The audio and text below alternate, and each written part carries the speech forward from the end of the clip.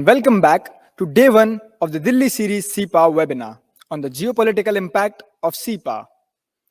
India is rising as a maritime superpower, and we, as its torchbearers, need to have incisive knowledge about our regional allies with whom we have to work in the future, not just for prosperity, but also for safeguarding the region and its integrity. The theme for the second session is Geopolitical Impact of CPA in Shaping Regional Cooperation or Alliances. This very relevant session includes papers presented by our own midshipmen, along with eminent figures in the field like Dr. Rajeshwari Rajagopalan and Mr. Ashok Kantha. As with all the sessions, the cadets and the midshipmen will have the opportunity of posing questions to our distinguished speakers at the end of the session. We rarely find an opportunity to bear witness to an individual of such distinction as the chairperson of the upcoming session, Ambassador Sujan R. Chinoy. A diplomat and former Indian Foreign Service officer, Ambassador Chinoy is the director of the Manohar Parrikar Institute for Defense Studies and Analysis, New Delhi since January 2019. He has served as the Ambassador of India to Japan, Mexico, and the Republic of Marshall Islands. And as the High Commissioner to Belize, fluent in over 8 languages, Ambassador Chinoy enjoyed a diplomatic career spanning more than 37 years, which included contributions to the India-Japan Special Strategic and Global Partnership, the conclusion of the Shinkansen project, the Civil Nuclear Cooperation Agreement, and many more. A specialist with over 2 decades of experience in China and East Asia, he headed the India-China Expert Group of diplomatic and military officials dealing with boundary dispute and confidence-building measures. He was India's representative to the First Committee at the United Nations, dealing with disarmament and international security, and later the deputy head of mission in the Indian Embassy in Riyadh. On deputation to India's National Security Council Secretariat for 4 years, he anchored national security policy issues and strategic dialogues with counterparts across the world. He has rich experience in dealing with India's extended neighborhood, terrorism and extremism, Indo-Pacific and maritime security, defense reforms and modernization, infrastructure and connectivity. He has spearheaded several studies for the Government of India on external and internal national security issues. It is indeed an honor for us to have you here, sir.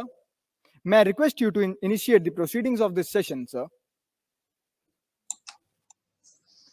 Good afternoon to you all. Thank you very much for that very generous introduction. In fact, for the second time today, since I was already one of the speakers this morning.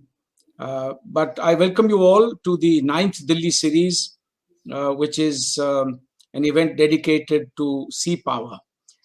We have as our topic for this session, that is session 2, the topic is geopolitical impact of sea power in shaping regional cooperation and alliances. So let me begin with a few brief remarks before I introduce our stellar panel, which comprises of not necessarily in the order of importance.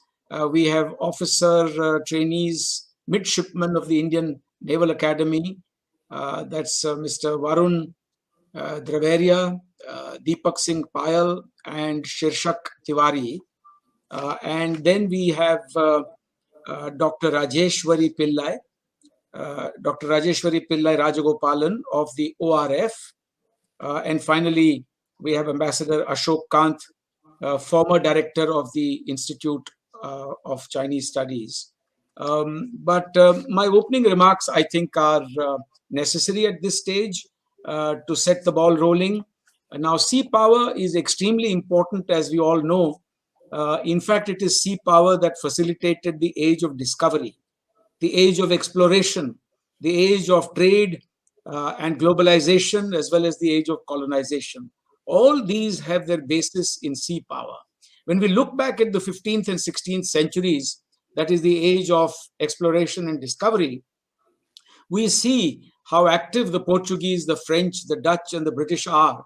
They mapped distant continents for the first time.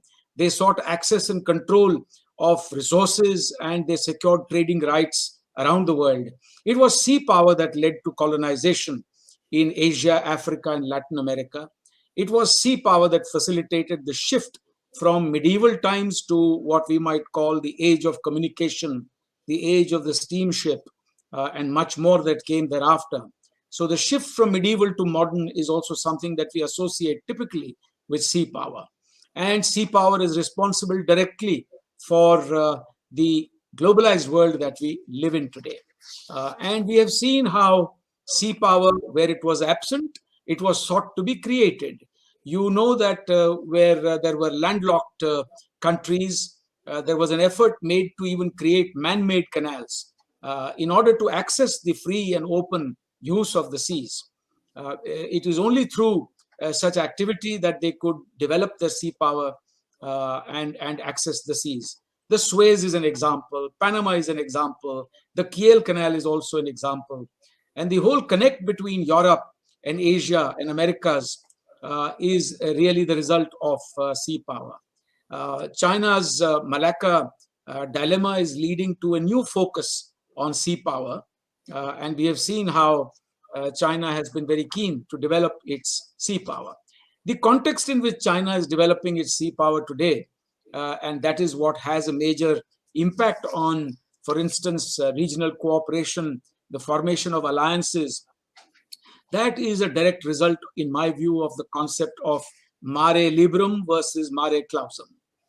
In the old days, we saw how Spain and Portugal in the 15th and 16th centuries tried to acquire monopolistic control over trade routes and developed the concepts of mare clausum, that is the closed seas, and mare liberum, that is the free and open seas. And that led to a lot of conflict and sort of friction between these major powers. Hugo Grotius, as you know, was commissioned in the 16th century by the Dutch East India Company to write a legal brief defending their action of seizing a Portuguese galleon called Santa Catarina. And Grotius's basic argument was that the sea, like the air, could not be appropriated, monopolized by any one country. Sea was supposed to be international territory, and all nations were supposed to be free to use the oceans for seafaring trade. But this has not always been the case, because we have seen that in the comeback that China has made to the oceanic spaces, it has kind of adopted neo-colonial postures. It has also adopted the concept of mare clausum, especially in the South China Sea, restricting the access of others. So China's development of sea power in the last decade in particular is what has led to a very major impact across the region.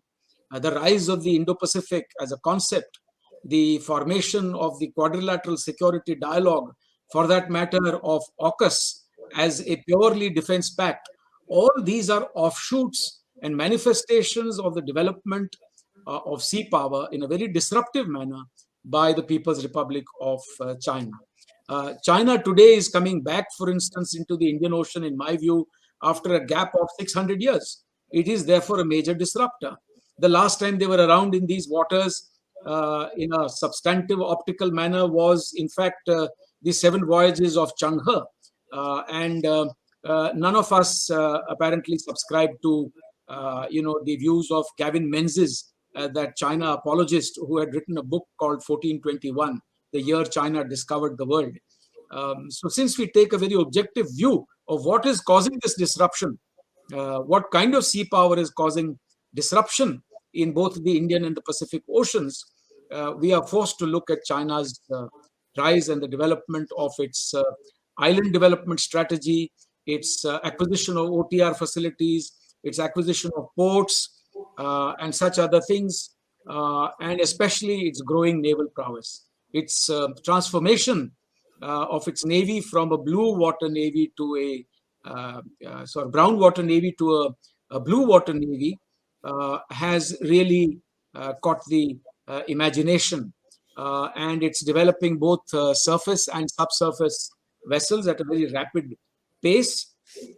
But on the whole, I would say it still remains a very long way behind the United States Navy in terms of sophistication. So, with these few words, let me invite our first lot of speakers to make their presentation. It'll be for 25 minutes. There are three speakers, so I would request them to divide the 25 minutes among themselves. That's Varun Draveria, Deepak Singh Payal, and Shirshak Tiwari. I do not have their CVs, so I cannot introduce them, but I will make an effort to introduce the other two speakers that will follow. So over to you, the first batch of three speakers. Your topic Thank you. is, as you know, historical perspective on relevance of regional cooperation alliances in ensuring maritime security. They are part of what is known as the INA syndicate. Over to you. Thank you, sir. Good afternoon, senior officers, distinguished guests, ladies and gentlemen. Today, I, Midshipman Varun Dravaria, along with my syndicate representing the Indian Naval Academy, are going to present our views on the topic, historical perspective on relevance of regional cooperation and alliances in ensuring maritime security. As our Honorable Prime Minister mentioned in the recently concluded SCO summit at Samarkand, and I quote, "This is not an era of war. This is an era of democracy, dialogue, and diplomacy. This is an indication of the changing perspective of the global strategy and establishment of the well-known fact that military is an extension of diplomacy. Wars and conflicts have been an integral part of the history of humankind. And with the passage of time, they have only seen tremendous evolution in complexity and objectives. Kingdoms and states, to win these battles, soon resorted to forming alliances. Greatest example can be drawn out from the coalition of nations in World War II, which bolstered the strength of Allied forces in winning many decisive conflicts, such as the Normandy landing, which otherwise could have changed the result of the war. The scope of our presentation is to cover Indian kingdoms involved in naval alliances, alliances in the contemporary world, a brief outlook on post-independence India drawing their relevance with present-day strategies. We will also delve upon significant 21st century initiatives, and towards the end, we would bring out our perspective on the utility of alliances before concluding the presentation. The domain of the entire study being extensively vast, we aim to keep India in the epicenter of all topics. Being one of the oldest seafarers in the world, with a maritime history that dates back to 3000 BC, the Indian history is replete with numerous examples across different eras that highlight the importance of regional cooperations and alliances, especially in the maritime domain. India, the ancient capital of trade and commerce, and believed to be the cradle of civilization, from whose shores assorted merchandise like spices, textiles, grains, etc. were shipped to various parts of the world. Lothal, the oldest inland tidal dockyards, stands testimony to India's maritime prowess. To start with, the Mauryan Empire. The first attested attempt to organize a navy in India is attributed to Kautilya, famously known as Chanakya, who was the advisor of King Chandragupta Maurya. Incidentally, the very auditorium where we are presently seated in is named after this great strategist. Kautilya, in his book Arthashastra, mentioned the protection of kingdom shipping and the principles required to build strong and close trade relations with foreign countries. The Mauryan Empire had good diplomatic relations with China, Sumatra, and Ceylon in the east, and Persia in the west. The cultural and religious beliefs of Mauryas, specifically the efforts to spread Buddhism, portrayed their image as a peaceful and neutral state, and hence their strategy of ensuring maritime security revolved around building strong diplomatic relations. Moving on to the 8th century, one sees how Cholas surpassed all other kingdoms by rising as a significant maritime power. The Cholas ruled over not just the whole of southern India, but also conquered island nations in the South Indian Ocean region and parts of Malaysia, Indonesia, and Thailand. They were opportunistic, politically manipulative, ambitious, and always had an offensive strategy to suppress other maritime rivals.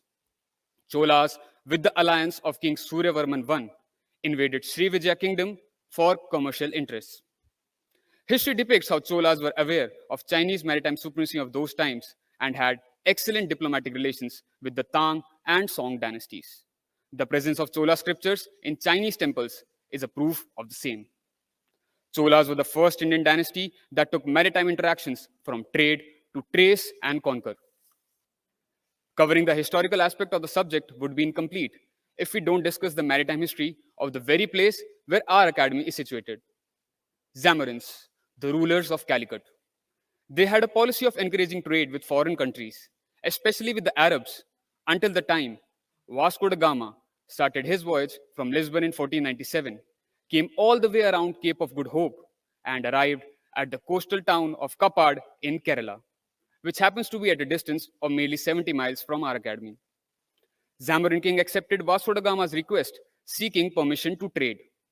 Allowing the Portuguese to establish their trade in Calicut ended a long-established trade relationship between the Arabs and the Zamorins. While returning to Portugal, Vasco da Gama befriended Kolathri Raja of Cananore, aligned with the Rajas of Cochin, and launched multiple assaults on the Zamorin ports of Calicut and Craganore. The need to end hostilities at the hands of the Portuguese compelled the Zamorins to look for assistance overseas, and it was the Sultan of Egypt who agreed to help the Zamorin navy better equip themselves and even participated in battles alongside Zamorins, along with the coalition of Gujarat, Mamluk, Calicut, all in order to check the advance of the Portuguese. The most significant one was the Battle of Diu. The battle ended in victory of the Portuguese, with an alliance at a loss on how to counter a naval force of the like which they have never seen before. The case study of Zamorins gives us an insight into how a state should exercise due caution before forming alliances. The final Indian dynasty that has contributed significantly in the maritime history of India are the Marathas. In particular for Marathas, historian Sir Jadunath Sarkar noted, nothing proves Shivaji's genius as a born statesman more clearly than his creation of a navy and naval bases. This is more pronounced with the inception of new naval ensign bearing the inspiration from the seal of Chhatrapati Shivaji. The octagonal shape with twin golden borders draws inspiration from the seal of the great Indian emperor, Chhatrapati Shivaji Maharaj, whose visionary maritime outlook established a credible naval fleet consisting of 60 fighting ships and approximately 5,000 men. The rising Maratha naval power during Shivaji Maharaj's period was the first to secure the coastline against external aggression. After Sambhaji, the successor of Shivaji, the Maratha navy was led by Admiral Kanoji Angre. He displayed a keen interest in building regional cooperation. He signed a friendship treaty with the Portuguese in 1703, according to which the Portuguese agreed to supply cannon and gunpowder to Marathas. The initial reluctance of Marathas in building alliances resulted in their defeat in many decisive naval battles. Had they shown initiative beforehand, they could have continued their dominance over a longer period of time. Having covered brief Indian history of relevance, we would like to delve upon global alliances of significance that have played and are still playing a key role in shaping the geopolitical scenario of the world. On April 4th, 1949, the North Atlantic Treaty was signed by Norway, Denmark, the Netherlands, Belgium, Luxembourg, France, Italy, Portugal, the United Kingdom, Iceland, Canada, and the United States. This union of 12 nations became known as the North Atlantic Treaty Organization, or more simply, NATO. They were sworn to stand together against aggression. An attack against one would be an attack against all. To start with, the North Atlantic Treaty Organization, or the NATO, an intergovernmental military alliance between 30 member states, 28 European and 2 North American, was formed with the sole intention of not letting anything like the World War II happen again. The key operations which saw the critical involvement of NATO were during the Cold War, the invasion of Iraq, intervention in Bosnia and Herzegovina, and the war against terror in Afghanistan. NATO is the prime example of a long-standing alliance with many successful operations under its belt. Moving on, the Warsaw Pact. It was a collective defense treaty signed in May 1955 at Warsaw, Poland, between the Soviet Union and 7 other socialist republics of Europe as a counterweight to NATO. The Warsaw Pact came to an end in February 1991 as the communist governments in the member nations started to fall. The breakup of the Warsaw Pact was shortly followed by the dissolution of the Soviet Union in December 1991. Moving over to Combined Maritime Forces, or CMF, a 34-nation coalition comprised of 4 task forces, CTFs 150 to 153, each task force having separate aims and area of operations. As a part of this multilateral engagement, India is trying to improve its relations with Western countries and protect its shipping in the Middle East. While the Act East engages Indo-Pacific, through CMF, India is improving its relations with Arab and North African countries. The final one and the most recent in our list is the AUKUS. It is a trilateral security pact announced in September 2021 for the Indo-Pacific region. The pact includes cooperation to acquire nuclear-powered submarines and other advanced technologies. The treaty is considered to be a greater and deeper partnership between the countries, and it is likely to act as a deterrent to China's aggression in the Indo-Pacific region. Having covered the global alliances of significance, let us move on to post-independence India. Indian leadership resorted to the policy of non-alignment towards fulfilling India's vision of following an independent foreign policy. But with the passage of time, non-aligned movement started losing its relevance for India. Few years into independence, one witnessed how in the 1971 Bangladesh Liberation War, India sought help from Russia through its Treaty of Friendship and Cooperation. To avert the ingress of US Task Force 74, which was approaching with an intent to potentially disrupt the operations that were being carried out by the Indian Navy on the Eastern Front. The on-ground tactics involved the dispatch of a Soviet armed flotilla consisting of cruisers and nuclear submarines. Had it not been for this crucial alliance with the USSR, the outcomes of the 1971 war could have been different. The presence of the Russian armed flotilla acted as a deterrent in the aforementioned conflict. From February 1988 to October 1989, the Indian government dispatched an Indian peacekeeping force in what came to known as Operation Pavan to assist the government of Sri Lanka in their struggle against the LTTE. Shortly thereafter, the Indian Navy also saw action in Operation Cactus undertaken by the Indian Armed Forces against the perpetrators of an attempted coup against the government in Mali.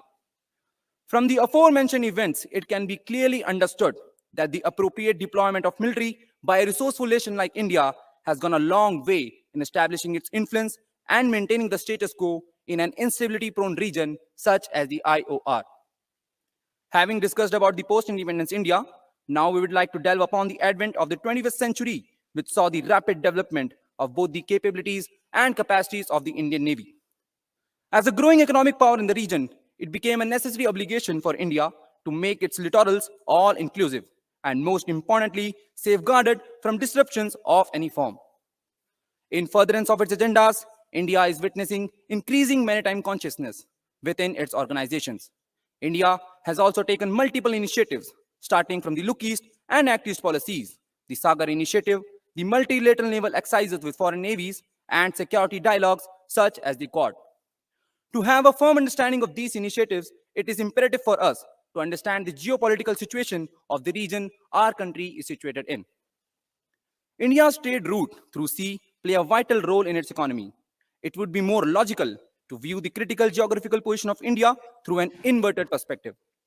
The Indian Peninsula, which is jutting out into the Indian Ocean, gives us an easy access to all the trade routes that pass through the IOR, and this fact proves to be a major concern for other navies.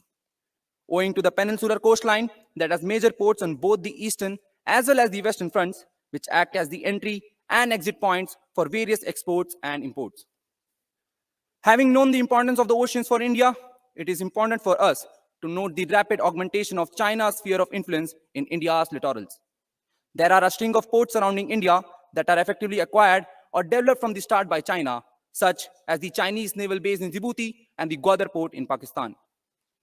On top of that, the area of focus has now broadened from Asia-Pacific to Indo-Pacific, covering nations up to the coastline of Africa.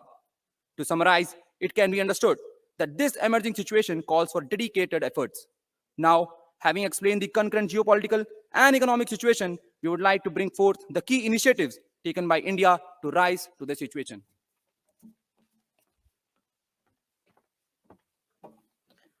The appointment of a dedicated National Maritime Security Advisor bears testimony to the growing maritime consciousness of India. In addition, the establishment of Information Fusion Center, IOR, at Gurugram will go a long way in building a coherent maritime security picture and in increasing the maritime domain awareness in the region. Another remarkable initiative towards growing maritime consciousness is the decision to set up Project Seaward Naval Base, INS Kadamba in Karwar, to integrate the command and control of Navy, Army, Air Force, and Coast Guard under one roof. This step will further enhance the significance of maritime consciousness within the responsible organizations in India's security setup. Now, coming to India's policies. The Look East policy, which aims to deepen political contact and increase economic integration with the countries that are a part of the ASEAN, such as Myanmar, Thailand, and Philippines. The efforts to increase economic integration are clearly evident through the Kaladan project, which includes the development of Port Sitwe in Myanmar.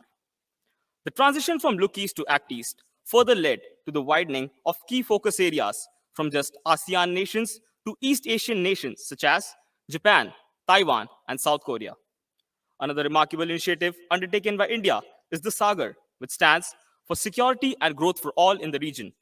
It is a strategic vision of India for increasing the importance of maritime security and maritime cooperation. As part of the Sagar initiative, India is actively undertaking capacity and capability enhancement of the nations in its littorals. The SLNS Sayurala for Sri Lanka Navy was built by our very own Goa shipyard. In addition, India even gifted an indigenously built patrol vessel, CGS Kamiabu, to the Maldives National Defense Force as part of its efforts to be the preferred security partner in the region. As part of its COVID-19 pandemic outreach, India utilized its Navy as a prime instrument in furthering its vaccine diplomacy. These efforts would collectively help to check the Chinese influence of dual nature, that is, commercial with military underpinnings, that has of late caused serious strategic concerns for India. Apart from the aforementioned policies, India also conducts exercises with many countries to counter traditional and non-traditional threats in the maritime domain. Indian Navy conducts coordinated patrol exercises with the navies in its littorals. In addition, it performs exercises of higher complexity involving all three dimensions of naval warfare with more advanced navies. Therefore, maritime exercises help in strategic signaling, improving interoperability, and honing the skills of the personnel of the participating nations. Maritime cooperation among nations is not just limited to exercises involving various platforms out at sea. Symposiums and security meets also play a key role in furtherance of combined objectives. The Indian Ocean Naval Symposium, IONS, helps exchange information among the member navies through biennial seminars and various summits. India can potentially take a leadership role in the Indian Ocean region through IONS by sharing key strategies and promoting maritime cooperation. Further, few other initiatives, though not wholly military, such as the Indian Ocean Rim Association, BIMSTEC, and the Limoa and Comcasa with the United States, also display India's intent to cooperate and aid in economic progress and regional security of the region. Through these initiatives, one can clearly understand that India aims to take the center stage in IOR on maritime affairs. Now coming to one of the most significant security dialogues, the Quadrilateral Security Dialogue, which is a forum of 4 countries, the US, Japan, Australia, and India. To achieve the objective of a free Indo-Pacific, Quad nations have conducted military exercises to develop interoperability. India can leverage the resources of the Quad towards enhancing the maritime security in the IOR. Given the security situation in the Indo-Pacific, it is essential to keep maritime cooperation on the highest pedestal. Without a formidable opposing force, the unjustified advances of China in the South China Sea will proceed unhindered, eventually leading to an unstable Indo-Pacific region. With continued cooperation, Quad is slated to emerge as a strategic fulcrum of like-minded nations looking forward for a rules-based international maritime order. Now, having discussed about the major alliances and Indian initiatives, we will now discuss few key advantages and disadvantages of forming an alliance. Starting with the advantages, to be able to fight the nation's conflicts far away from the homeland is one of the most important advantages of being an ally. There is no better example in the history of the world other than the Falklands War, where the Royal Navy sustained its fleets for a period of more than 100 days, 8,000 nautical miles away from its homeland. This was only possible because of the American support, which provided intelligence, refueling, and ammunition stockpiling to the British. Alliances lead to resource sharing and interoperability, thereby leading to reduced operational costs for both simulated exercises and missions. The design and manufacture of Eurofighter Typhoon, world's one of the most advanced fighter jets, is the prime modern day example of shared research and development and creation of long lasting political and industrial relations. Many multilateral military exercises occur outside national geographic boundaries, giving armed forces key opportunities to understand the theater or battle space before the conflict occurs, which in turn enables better planning and preparation before outbreak of hostilities. Deterrence. The history of the world is replete with examples when escalation of conflicts was withheld solely due to the existence of formidable alliances. Recent deliberations by Sweden and Finland during the Russia Ukraine war to be under the armor shield of NATO is an example of this. Now, having discussed the key advantages, let us now delve into major disadvantages of an alliance. Questions about whether allies are truly shouldering their collective security responsibilities or not often arise in alliance management. Within asymmetric alliances, most allies are fearful that the stronger ally will either abandon them in a crisis or involve them in a crisis in a manner they would not otherwise choose. Akin to the example of Ukraine, which is at the receiving end of hostilities from Russia solely because of its intention to join the NATO. Partners on the ground may have short-term and long-term interests that are very different from those of one member nation and may use their enhanced military capabilities to go beyond the objectives for which the alliance was initially intended. The most apt example for the same is the Cuban Missile Crisis that eventually resulted in the Bay of Pigs invasion by the United States, wherein USSR made efforts to establish Cuba as a base for its missiles against the US mainland. Now, to finally conclude, I'd first like to bring out that the ideas of building alliances and regional cooperations have held their relevance through the passage of time and have more often than not proven their effectiveness in ensuring security and progress of the states involved, be it the world wars or more recently the NATO. The success of these partnerships in challenging situations speaks for itself. Secondly, the rise of China as a destabilizing factor in the Indian Ocean region has necessitated the strengthening of Quad. With the exercise Malabar growing in complexity with each passing edition, one can clearly foresee the changing strategic posture of this security dialogue. In addition, the emergence of non-traditional threats such as illegal fishing, piracy, and maritime terrorism has increased the magnitude of challenges faced by institutions responsible for maritime security. The aforementioned issues are deeply rooted in some of the vital maritime routes of the world. Hence, the prevailing situation calls for dedicated and synergized efforts, which can only be achieved through appropriate maritime cooperation. And approximately 4 decades ago, the fall of Berlin Wall and the dissolution of the Soviet Union seized the world from being bipolar. With increasing economic avenues and widespread advancement of military technologies, the world is slated to be multipolar. With this newly emerging world order, India looks forward to a multitude of new opportunities and partnerships that can potentially establish its image as a formidable global power.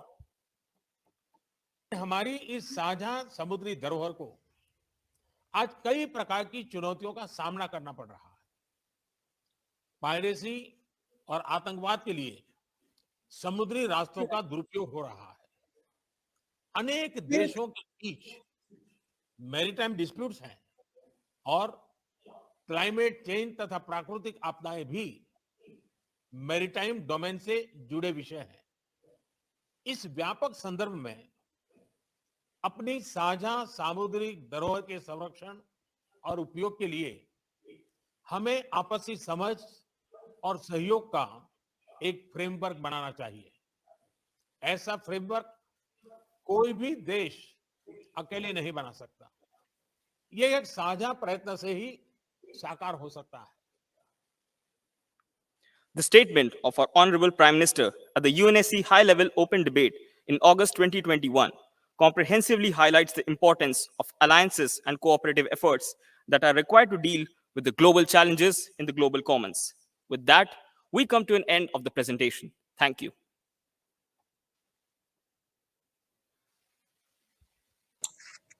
Thank you very much. I thank the speakers of the Indian Naval Academy who spoke with great passion and with great clarity and great focus. I now request our next speaker, that is Dr. Rajeshwari Rajagopalan of the ORF, to speak to us over the next 25 minutes or so to give her views about the historical perspective on relevance of regional cooperation alliances in ensuring maritime security. Dr. Rajeshwari Pillai Rajagopalan is Director CSST at the ORF, that's the Center for Security, Strategy and Technology at the Observer Research Foundation. She was the technical advisor to the UN group of governmental experts on prevention of arms race in outer space, also known as PAROS. She was also a non-resident Indo-Pacific Fellow at the Perth US Asia Center from April to December 2020. She joined the ORF after a 5-year stint at the National Security Council Secretariat from 2003 to 2007. That is about a year before I joined. I think she had left by the time I came in 2008. But she's also done more than that. She has actually worked at the Institute for Defense Studies and Analyses that I head. In fact, we have many such wonderful research scholars who have actually cut their teeth at IDSA. So I'm actually very proud to introduce her today, not the least because she is, in a sense, a product of IDSA, if I may take the liberty of saying so. She was also visiting professor at the Graduate Institute of International Politics, National Chongqing University, Taiwan. I was there till yesterday. I've just come back after speaking at the Yushan Forum. She's also authored 9 books in all. So with that, may I request Dr. Raji Rajagopalan to kindly take the floor.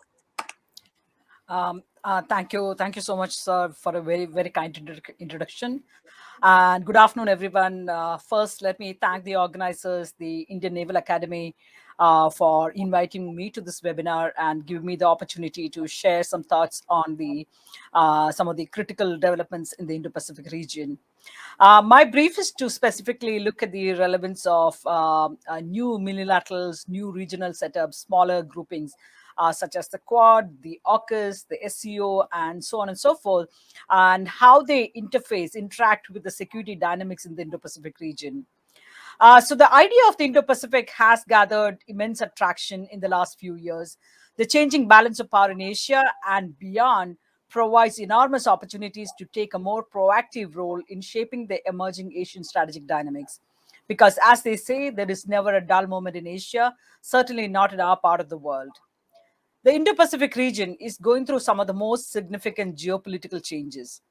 The reasons are quite obvious. The region has many of the rising powers, China, Japan, and India, and of course the re-emergence of Russia, or in the post-Ukraine scenario, I'm not sure what shape it will be. And also we have some of the fastest growing economies in the world who are based in the Indo-Pacific region. But larger economies also means larger capacity to spend on military. So you have seen growing defense expenditure, which is also reflected in the military modernization and growing military capabilities. 5 of the 9 nuclear weapon powers of the world are in Asia, including all the 3 of the latest entrants into the nuclear weapons club, India, Pakistan, and North Korea.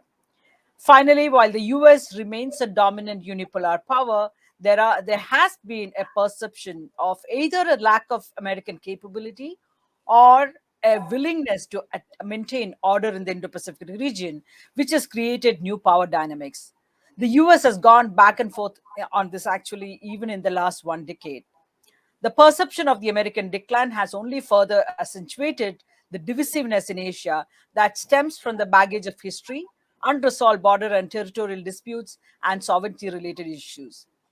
These developments suggest that Indo-Pacific is going through a phase that is increasingly uncertain and competitive, and the potential for conflict turning into wars cannot be underestimated. So the first point is that even as there are multiple rising and middle powers in the region, China's rise has been the most impressive and dramatic and, of course, most consequential. Its growing military power in particular has had significant impact on the regional security dynamics.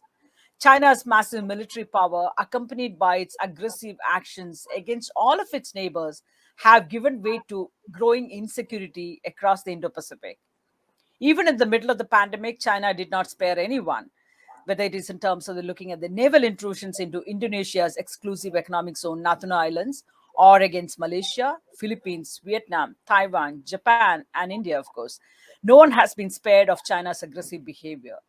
This has pushed many like minded powers in the region to come up with their own counter strategies, pooling their resources in order to produce more favorable outcomes. But the efforts to counter China's aggression and aggressive behavior are taking place at two levels. One in terms of the military capability buildup, and second is in terms of the diplomatic outreach. Take the case of India, for instance. The Galwan conflict has forced India to devote greater military forces to its northern border against China.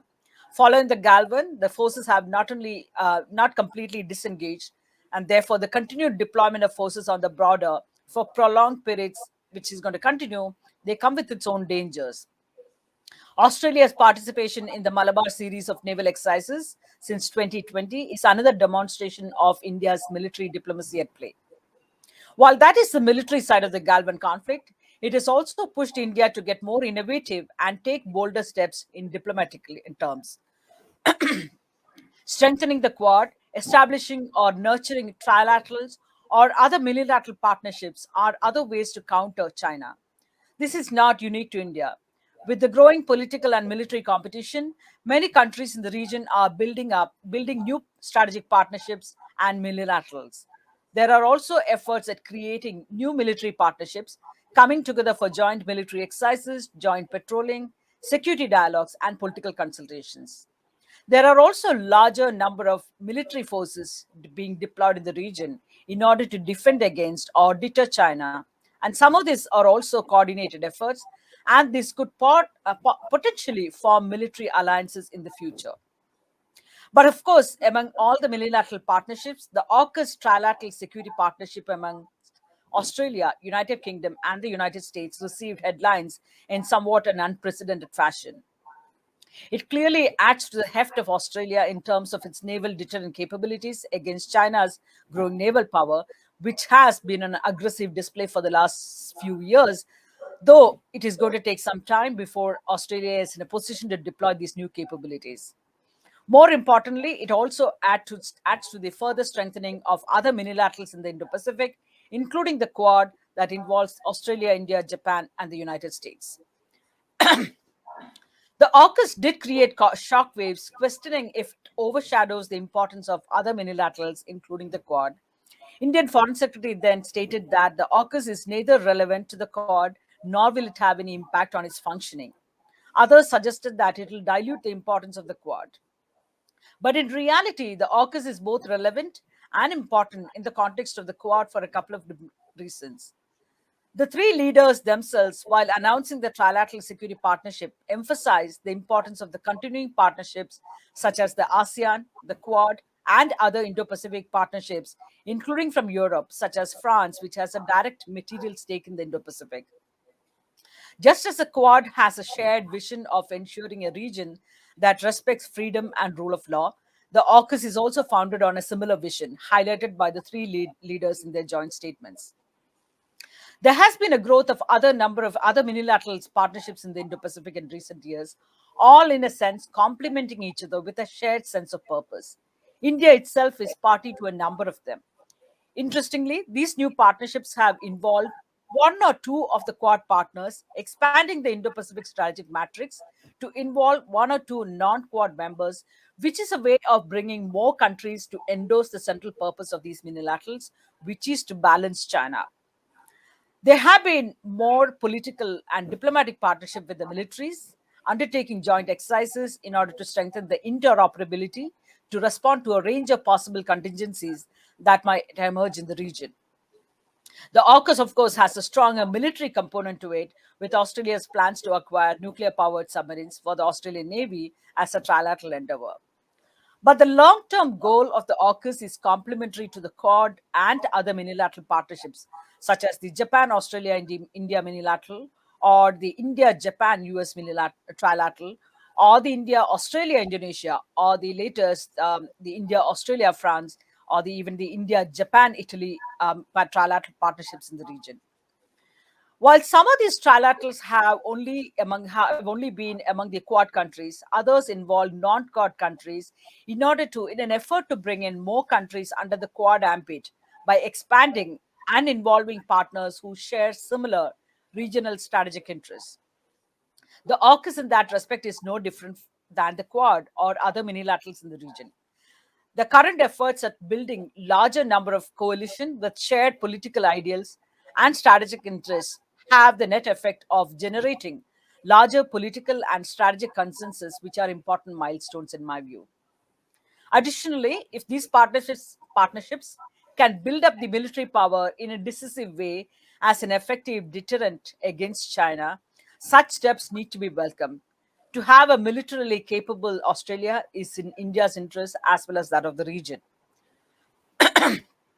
So the AUKUS is an important development because it signifies the capability augmentation of one of India's closest strategic partners with whom it has multiple levels of dialogue and interactions, including a 2+2 ministerial dialogue. The bottom line for me is that a strong and capable Australia is in India's interest, its interest region. It is also significant because the UK, after going back and forth on China, is now firmly entrenched in the Indo-Pacific in countering China. I've already touched upon the Quad and its strategic importance in the context of the security dynamics in the Indo-Pacific. The fact that the Quad has had a second avatar is a testament to the fact that the initial imperatives, concerns, and worries that gave shape to the first Quad in 2007 is still alive, rather the threats have only intensified. The strategic consequences of China's rise, its muscular policies, and its aggressive military posturing, and the tendency to use and threaten force, including economic and trade coercion, have become more prominent in the Indo Pacific. So, China's aggressive behavior over the last 2 years, in particular, have driven a lot of the strategic developments in the Indo Pacific. China's efforts to cover up the pandemic, the kind of blame game that Beijing engaged in at the beginning of the pandemic, its wolf warrior diplomacy, all of these have created more anger and resentment towards China. In addition, China's aggressive behavior, including air intrusions and naval harassments against all of its neighbors, have brought together much of the Indo Pacific powers, including India, US, Japan, and Australia, on the same page. Similarly, China's use of trade coercion because Australia asked for an independent investigation on the origins of the pandemic is pure and simple bullying. And the same treatment has been meted out to countries the world over. China has also been threatening countries like Sweden, for instance, over its decision to reject Huawei, for instance, from the 5G competition because they were not winning hearts and minds anywhere. India and the US, as well as Australia and Japan, are committed to working together for a stable, secure, and prosperous Indo Pacific. So the Quad countries are coming together, reacting to the increased bullying behavior by China. The grouping has gained greater traction since early 2020 because of Beijing's role in the COVID-19 pandemic and the manner in which they attempted to hijack even multilateral institutions such as the World Health Organization and the International Civil Aviation Organization. But let me look at the Quad from a purely an Indian perspective because it has grown from strength to strength. And this is important because India was seen as the weakest link in the Quad for some time. But especially since the Galwan conflict in the summer of 2020 that resulted in casualties on both sides, New Delhi has shown greater willingness to embrace the Quad as well as other strategic groupings in the Indo-Pacific. The Galwan conflict has created significant shifts in India's approach, and there are calls for even militarizing the Quad. This would mean that India cannot afford to continue its ambivalent and uncommitted foreign policy approach, generally characterized as hedging. But the repeated Quad summits are a clearer demonstration of a maturing strategic grouping that could take on larger security roles in the Indo-Pacific. We may not be there yet, but it is gaining greater clarity in how the four countries must build greater coordination in addressing the many security challenges facing the region. India has shown greater commitment to groupings such as the Quad, which has now been upgraded to ministerial level engagements. Australia being invited to the Malabar naval exercise from 2020 is again a sign of things to come. Earlier in 2019, the Quad countries and France did a joint military exercise where India hosted the CTTTX, which is essentially a counterterrorism tabletop exercise. India was possibly the weakest link in this quadrilateral grouping for a long time. But today, New Delhi does not have the luxury to sit on the fence anymore and is likely to work closely with the US and other like minded partners through the Quad, as well as many other trilateral, as well as other smaller groupings that are taking shape in this region. There could be even more strategic such opportunities, but also thematic groupings like the India, Japan, Australia trilateral on supply chain could also be coming about in the coming years. So, but at the same time, if when you look at the larger trends in India's foreign policy outreach, India's participation in smaller minilaterals is not entirely new, but there are some critical differences. India, for instance, had previously joined BRICS, SEO, which is the Shanghai Cooperation Organization, and the first one, the Brazil, Russia, India, China, South Africa grouping, as well as IPSA, India, Brazil, South Africa. But India's recent minilaterals are very different in a couple of ways. The earlier minilaterals, such as BRICS and the IPSA, were related to Indian concerns over global governance and efforts to create a global alternative during a period of US unipolarity. Moreover, these were not also geographically limited, but included countries from other regions across the world. In one sense, they can be seen as a minilateral form of the non-alignment movement itself, with a decidedly anti-Western focus. The only exception was possibly the SEO, which was narrow and regionally limited to Central Asia. Another commonality in all of these earlier types of minilaterals was some concerns about members within the minilateral itself. For India, an important reason for being a member of many of these groups was to ensure that China did not fully shape the agenda of these groups. And therefore, we wanted to be part of the BRICS, the SEO, and so on and so forth. But there was far more limited meeting of the minds, so to say, with rather broad countervailing agendas within the groups itself.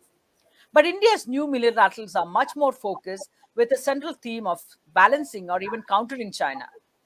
Many of these also overlap with other minilaterals, thus propping up each other and, as a consequence, strengthening each of these minilaterals. Thus, while the most important of these minilaterals, of course, the most visible has been the Quad, India's other minilaterals also help strengthen the Quad. For example, at least two of India's minilaterals are subsets of the Quad itself: the Japan-Australia-India minilateral and the India-Japan-US trilateral. Other minilaterals expand the Quad by bringing in other powers, along with at least one other Quad member, with broadly the same objectives, such as the India, Australia, Indonesia, India, Australia, France, the India, Japan, Italy minilaterals. In other words, in all of these new trilaterals and the minilaterals, India and at least one other Quad member engages with the non-Quad member to expand the general purpose of the Quad itself. All of these are focused on the Indo-Pacific, and despite the public disclaimers, they clearly appear designed to counter China by generating political consensus and pooling resources together. Not surprisingly, none of these trilaterals include or minilaterals include either China or Russia. It makes very little sense to include China in these trilaterals, since the essential purpose of these new trilaterals are to counter China. Russia is also excluded because of its increasing closeness to Beijing and its quite fierce opposition to the Indo-Pacific concept and the Quad. In fact, Russia has been critical of India's own policy regards in this regard. Though Russia, India, and China are members of an RIC trilateral, which continues to sputter along, this is a legacy group that goes back to the 1990s and seems increasingly at odds with India's other trilaterals. Also noteworthy is that the only trilateral that is not focused on the Indo-Pacific is the new India-Israel-UAE grouping, and also the new Quad, the I2U2, which is primarily a West Asia sort of, in a sense that I think that has come about because initially China was focused to the Indo-Pacific region, but as China expands its footprint into the Middle East or the West Asian region, India and other countries are also mindful of that and need to counter those kind of initiatives. India's minilateral initiatives are not new, but surprisingly dense and quite narrowly focused. Most of them also seem to be grouped under the umbrella of Quad and seeking to pull more powers and expand the Quad umbrella into a larger tent. Also, since the SEO was specifically mentioned as part of the mandate to me, let me take a few minutes to place where the SEO fits in India's overall strategic thinking. To me, SEO's purpose is increasingly coming under question, considering the fact that there are now multiple, in fact, internal disagreements and suspicions. Even as China is Russia's closest strategic partner, Moscow has its own wariness about Beijing, and how that relationship will pan out in the future is unclear. In the recent summit, Xi Jinping appeared unhappy with how Putin, for instance, has handled this invasion of Ukraine because of the complications that have risen as a consequence of the war. India-Russia relations have also not been at its best for for a few years now. Given the growing strategic proximity between Russia and China, and it's unlikely that the problems that are confronting the India-Russia relations are going to disappear anytime soon. In fact, the challenges could become insurmountable because Russia will continue to seek a closer partnership with China in the face of increasing hostilities between Russia and the West. But for India, China has become the number one national security threat. And with Russia developing a closer partnership with China at the cost of India, the wider rifts that are being created in the India Russia relationship. Beyond the diplomatic niceties, Russia has also been selling more advanced weapon platforms to China, which have material consequences affecting India's own national security and the military balance between India and China. Nevertheless, a Russia that is weakened and cannot even successfully prosecute a war against a much weaker neighbor like Ukraine is likely to be much less of an asset to China. Though Russia can provide natural resources, including energy supplies to China and some legacy high technology platforms, the relationship between the two could become lopsided because Russia is now much more beholden to China. India's efforts to maintain strong relations with Russia have also grown to become a bigger irritant to India's new security partners, including the United States, Japan, Australia, and France. These new security partnerships are critical for India in managing the growing muscular China. Thus, it is not a surprise that India is putting some distance with Russia, as was seen during the recent SEO summit.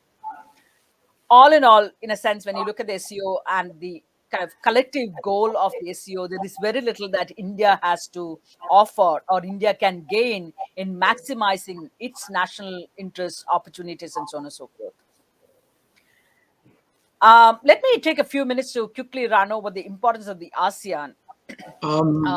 You may kindly conclude in another minute or so, please. Thank you. Okay, sure. So, okay, let me just come to the final bit. Of course, ASEAN has remained critical for India for a variety of reasons. Even as India engages with all of these multilaterals, including the Quad, the ASEAN centrality is something that we have been strengthening and that we have been reiterating for a very long time now. And so that is going to continue. But I think there are also ASEAN is also kind of split. ASEAN is not a unified voice in a unified organization. There are, especially as we brought in some of the sovereignty related or territorial issues into the ASEAN, you have seen that there is also a problem. It's become problematic with the ASEAN splitting up into different camps in a sense. There is the economic angle that pushes many countries towards China within the ASEAN, but at the same time, when it comes to security and political and strategic issues, for instance, many of these countries are uncomfortable with going with China.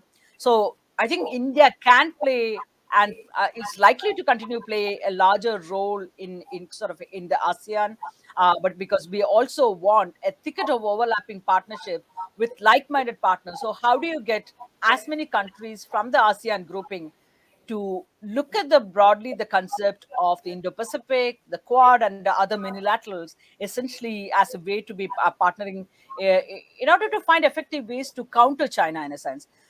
In order to develop concrete ideas in this regard, I think the Indo-Pacific initiatives, ASEAN is absolutely critical, and India has time and again reiterated the importance of the ASEAN centrality. But how do you build in? Because even, for instance, even though Indonesia, for instance, just to give an example, is part of some of the trilateral groupings, but they're also tied up with China in very, very serious terms, whether it is in terms of 5G technologies or other economic issues and so on and so forth.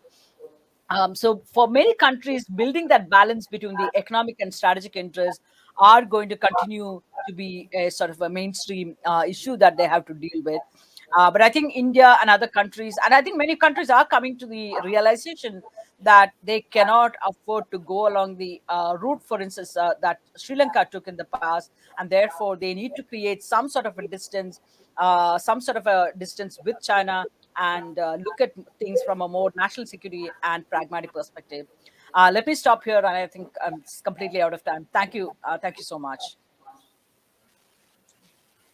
Thank you very much. No, you're not completely out of time. You're perfectly on time. In fact, I must compliment you for giving a very cogent presentation. And you brought out so many aspects, disparate aspects with great clarity. I thank you once again for your presentation. I now turn to Ambassador Ashok Kant. He will speak to us on India's role as a balancing power in the changing geopolitical environment. Let me introduce him, for that is in order. Uh, Ambassador Ashok Kant is an honorary fellow and former director of the Institute of Chinese Studies in New Delhi. He is a distinguished fellow at the Vivekananda International Foundation and chair of the core group on China in the Confederation of Indian Industry. He was a career diplomat and ambassador to China, and he was earlier also Secretary East in the Ministry of External Affairs. His previous assignments include being the envoy to Sri Lanka and Malaysia, and Consul General in Hong Kong, as well as the Deputy Chief of Mission in Kathmandu. He has, as you can see, a long diplomatic career, and he has specialized in India's neighborhood and Asian affairs with a particular focus on China. I've had the pleasure of knowing him for a very long time, and twice in my career, I also had the privilege of replacing him, once in China in 1984, and once much later as Director China in the East Asia Division in 1996. So I can vouch for the fact that he will have a lot to share from his own rich experience. So I give you the floor now and request you to speak for 25 minutes as indicated in our program. The floor is yours. Thank you, Sujan, for that generous introduction. I believe a whole lot of ground has already been covered in very perceptive opening remarks by Ambassador Sujan Chinoy, followed by presentations by the INS Syndicate and Rajeshwari. I will try and avoid repeating points that have already been made. I have been asked to speak on the theme India's role as a balancing power in changing geopolitical environment. As you know, as Rajeshwari and Sujan brought out earlier, we are today in the midst of a period of tumult and transition. One can indeed describe this as a hinge moment in history. We were living in a dangerous decade, full of geopolitical uncertainty, but also pregnant with strategic opportunities for a rising power like India, which aspires to change the status quo and play a larger role in international affairs as a shaper of the future global order. The COVID pandemic, the Ukraine conflict, and enhanced tensions in the Taiwan Strait have accelerated trends towards greater strategic contestation, both globally and in the Indo-Pacific. The increasingly coercive behavior of China and its barely veiled goal of displacing the USA as the preeminent power, first in a region and eventually globally, that was touched upon, elaborated upon by Rajeshwari, is a major contributing factor behind the instability in the Indo-Pacific. In this environment, India seeking to be only a balancing power might yield suboptimal outcomes. This is one point I wanted to highlight. Indeed, as our External Affairs Minister, Dr. S. Jaishankar has put it, India aspires to be a leading power rather than only a balancing power. given our economic, military, and technological strengths and potential, our civilizational heritage, as also the role India has played historically. It's a legitimate aspiration for us to be a leading power, a full-fledged independent pole in a multipolar Asia and multipolar world that we seek to put in place. Given our present limitations, however, I would suggest that it might be a little premature to be leading power for India, but we need to quietly move towards that objective, biding our time, but at the same time proactively shaping our periphery, working as a rule setter, acting as a first responder, as we have done in Sri Lanka, for instance, rather than limiting our aspiration to be a balancing state or a swing factor in the intensifying great power contestation.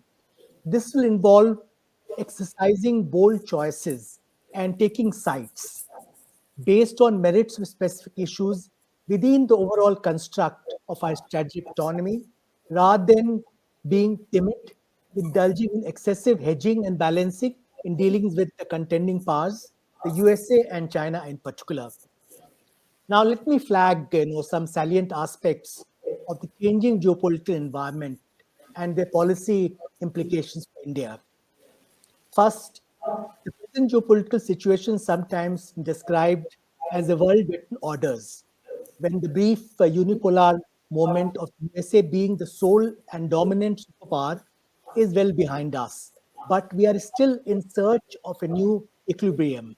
The most decisive geopolitical development of the past decades, as Rajeshwari brought out, has been the rise of China, but there has also been simultaneous, though less conspicuous, rise of India and others.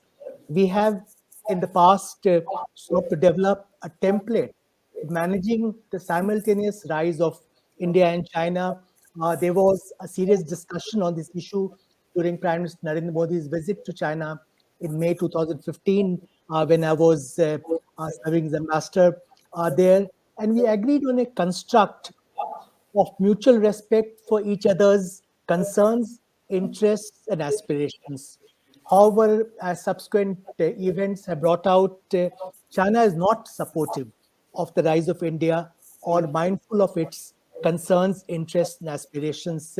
For instance, it is actively undermining India's interest in the shared periphery, both land and maritime.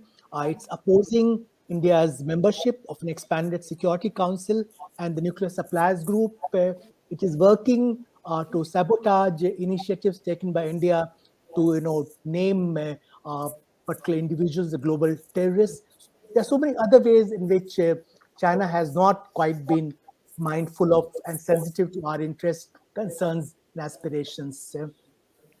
On the other hand, the USA, the EU, Japan, and several other like-minded countries with shared concerns about the aggressive behavior of China are more accommodating of the rise of India and favor India playing a larger role in the Indo-Pacific and beyond. There's a serious deficit of trust with China and a broad convergence of strategic interests with the USA and other partner countries I referred to earlier. This is the basic fact we have to bear in mind when we think in terms of developing a balancing or hedging strategy. Secondly, a related consideration is that China will remain our primary strategic challenge in the foreseeable future. The developments along the India-China line of actual control, particularly in Eastern Ladakh since April 2020, have changed the nature of our borders with China, which have become live with high level of troop deployments on both sides, triggered by the induction of an additional 60,000 troops by China and its efforts to unilaterally change the status quo. Even though some progress has been made in terms of disengagement along so-called friction points, situation along the border remains abnormal, and it has seriously impacted overall relationship between India and China. While the Galwan clash was a major turning point in our relations with China, I would like to point out that unresolved boundary question, other structural challenges in bilateral relations predate Galwan and are unlikely to be addressed anytime soon. I referred earlier to China's lack of sensitivity to India's interests, concerns, and aspirations, and its negative disposition towards the rise of India. Equally important, the world views of uh, India and China increasingly divergent on a range of issues like the Indo-Pacific, on Quad, on China's preference for a hierarchical order where it would like to emerge as a preeminent power. Therefore, the point I was making earlier that for us, China is going to be the primary strategic challenge in the foreseeable future. Thirdly, India's China policy is increasingly veering away from constructive engagement, actively exploring possibilities for cooperation to managing the strategic challenge posed by China. And I've seen this happening even since the period I left China after completing my tenure there as ambassador. Uh, Today, while we seek engagement with China, we cannot avoid that, China being our largest neighbor. At the same time, instead of promoting what we described earlier as a closer development partnership with China, we are reducing dependencies on China, given the fact that, as Rajeshwari mentioned, China has a track record of using weaponizing dependency, and we would like not to be in that position. So we need to move away from the current situation where there is uncomfortable reliance on China on in whole range of strategic sectors, from active pharmaceutical ingredients to solar power and telecom equipment. And this situation needs to be remedied in a phased and time-bound manner. Likewise, as you're aware, last year, the fiscal year 21-22, China accounted for nearly 40% of our global trade deficit in a trade relationship which was highly imbalanced, and that's again something we need to change. We also need to work with other like-minded countries to see that the ongoing rebalancing of regional and global supply chains reduce China's centrality and enhance India's role therein. However, I'll suggest that the most critical objective of our China policy is to upgrade our deterrence vis-a-vis China. This will involve building up domestic economic, military, and technological capabilities and improving border infrastructure. In all these areas, there's a huge and still growing capability gap between India and China. Given this asymmetry, with China's GDP being more than 5 times larger than India's, and its defense budget being nearly 4 times as big as India's, we'll have to work with the USA, EU, Japan, Australia, and others to manage a bilateral disadvantage with China. This will include internal rebalancing aimed at building up a sinews in collaboration with other friendly countries. The construct of, as I mentioned earlier, closer development partnership with China is no longer viable as we seek to reduce dependency on China. Russia will remain a valuable partner, particularly in the defense domain. But as Rajeshwari also brought out, it's an asset with diminishing returns, which we have to bear in mind. Along with bolstering our indigenous capabilities, we'll have to continue the policy of external balancing of China, working with the USA and other friendly countries. This aspect has been covered in some detail by Rajeshwari, including how the Quad process has been revived, how we have become more proactive in multilaterals, how we have stepped up our military and naval exercises with various partner countries. But I'll suggest that we still need to shed our hesitation in some areas. For instance, in investing in a more hard-edged security dimension of Quad, where we are still seem to be dragging our feet to some extent. Uh, Likewise, while working with China and Russia in bilateral arrangements like the SU and BRICS and RIC is desirable, and we have rightly not allowed the downturn of our relations with China to come in the way of such cooperation.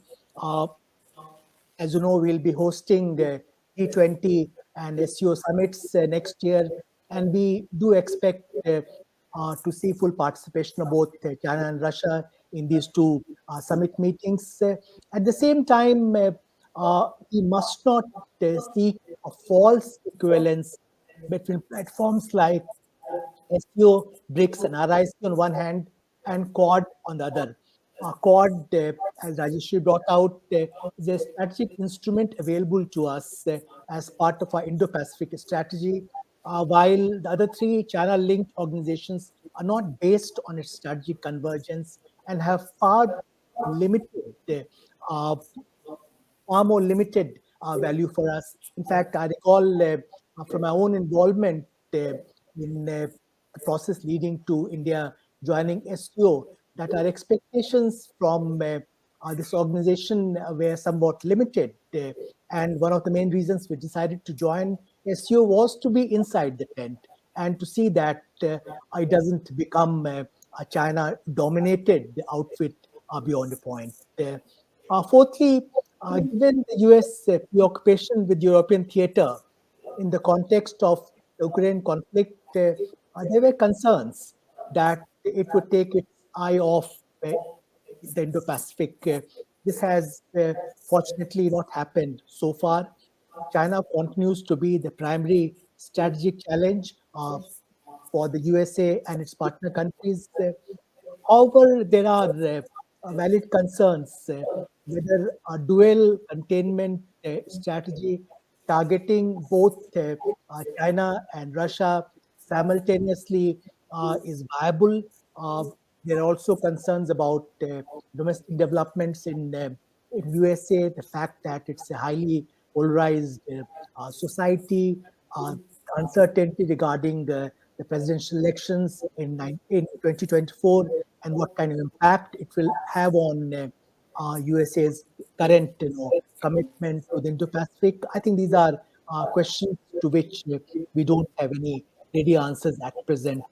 So far, however, there is strong bipartisan support in the USA, both in Congress and outside, for a robust response to the challenge posed by China, as reflected in the CHIPS Act, enhanced restrictions imposed just recently on sale of semiconductor chips and related equipment to China, progress of Avan Policy Act in the US Congress, and so on. Uh, Fifthly, India has taken a balanced and nuanced position on the Ukraine conflict, but that has not come in the way of working closely with the USA, Japan, and other like-minded countries in the Indo-Pacific. You have to look at the position which emerged out of the Quad summit in Tokyo in May, even though we were not quite on the same page on Russia with other three partner countries of Quad. We did come out with a position on China without naming China, which showed our convergence in terms of our strategic concerns and priorities. Uh, we have rightly refrained from condemning Russia or voting against it in the UN Security Council and other international platforms, keeping in mind the history of our strategic partnership with Russia that was referred to by the INA syndicate in its presentation, the need to encourage Russia not to move too close to China to our detriment, and its continued utility for us in terms of supplier of defense hardware and spares. At the same time, we have conveyed our concerns regarding Russian behavior. We have sought to distance ourselves to some extent, and this was evident in the messaging which was taken during Prime Minister Modi's meeting with President Putin in Samarkand last month, and subsequent remarks made by Minister External Affairs, Dr. Jaishankar, in USA, including his speech in the UNGA. However, I'll suggest that balancing competing expectations of the West and Russia will be increasingly problematic as the Ukraine conflict drags on. There are indeed some signals of hardening of position on part of the USA and its Western partners. Uh, One doesn't know to what extent one can read signaling, but you're aware of recent developments like the visit of US ambassador to Pakistan occupied Kashmir, the reference to POK as Azad Jammu and Kashmir, the decision of the USA to provide a package of 450 million US dollars for upgradation of 16 in the inventory of Pakistan Air Force, and some other developments, including the visit of Pakistani army chief to USA and kind of treatment he was given there. I don't want to read too much into these developments, but there could be aspect of signaling involved there, and we should not be complacent about our ability to manage these competing expectations from the USA and Russia, primarily because of the convergence we have with USA and other like-minded countries on China. This is something which will have to be managed deftly, and it might involve, taking the more forthcoming positions on issues like Russia's annexation of 4 regions of Ukraine or its threat of using nuclear weapons in the Ukraine conflict. Unfortunately, Russia is likely to emerge as a diminished power as a result of its invasion of Ukraine, and it's getting more dependent on and it's strategically aligned with China, which is not in our interest. Likewise, the US policy of clubbing China and Russia as twin strategic challenges to the West is not helpful for us, as we would like the primary focus to remain on countering the China challenge, and would not like to see a weakened Russia, which appears to be a policy objective of the USA and NATO countries. Sixthly, we are all watching the upcoming 20th Congress of the Communist Party of China, commencing on 16th October.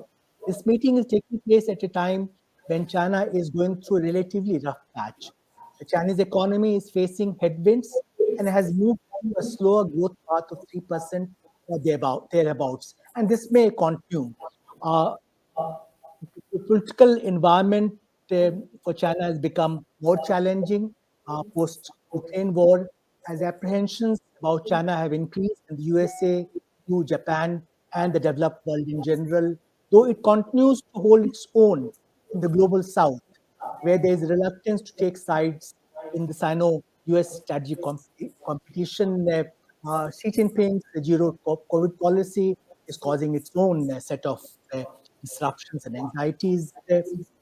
Notwithstanding these developments, somewhat counterintuitively, Xi Jinping appears to be comfortably placed ahead of the 20th Congress. In all likelihood, he will get a third term as Supreme Leader, secured a favorable composition of the Politburo Standing Committee and other leading organs, and ensure adoption of amendments to the Constitution of the Chinese Communist Party, which will further reinforce the dominance of the ideologically commanding heights and the party state. We may not see any radical course correction in response to geopolitical and economic headwinds China is facing today.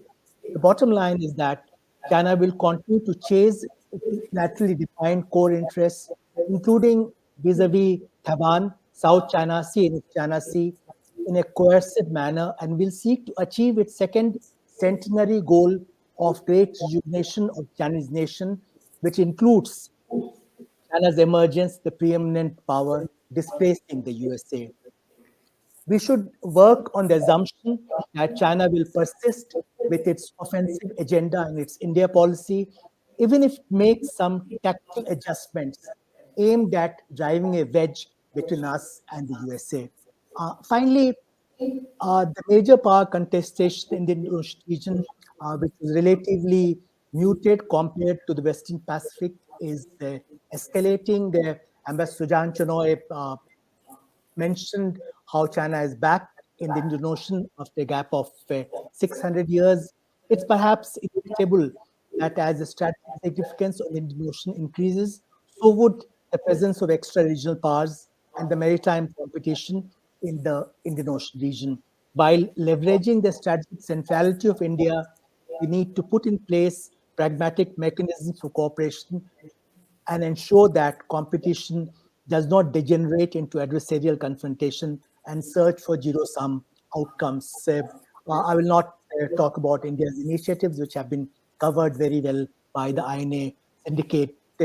I would like to underline this point that we should have no doubt about the fact that China is today pursuing a two-ocean strategy involving aggressive expansion of its naval and maritime presence in both Pacific and Indian Oceans. This is panning out in different ways, including changes in China's defense doctrine, definition of overseas interests as strategic priorities,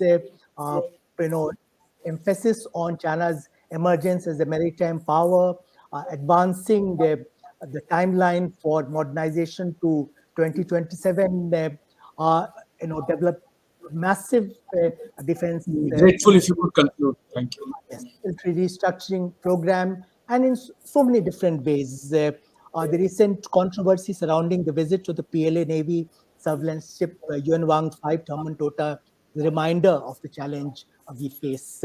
I will just add one point here that China's aggressive pursuit of its contested territorial claims in different theaters, including Taiwan, South China Sea, East China Sea, and along India-China borders, should not be seen as unrelated developments. They're all part of the same pattern of behavior and kind of changes with China has brought about in South China Sea, for instance, that Ambassador Chenoy referred to. Something similar they're attempting along India-China borders, and in the Chinese strategic literature as well.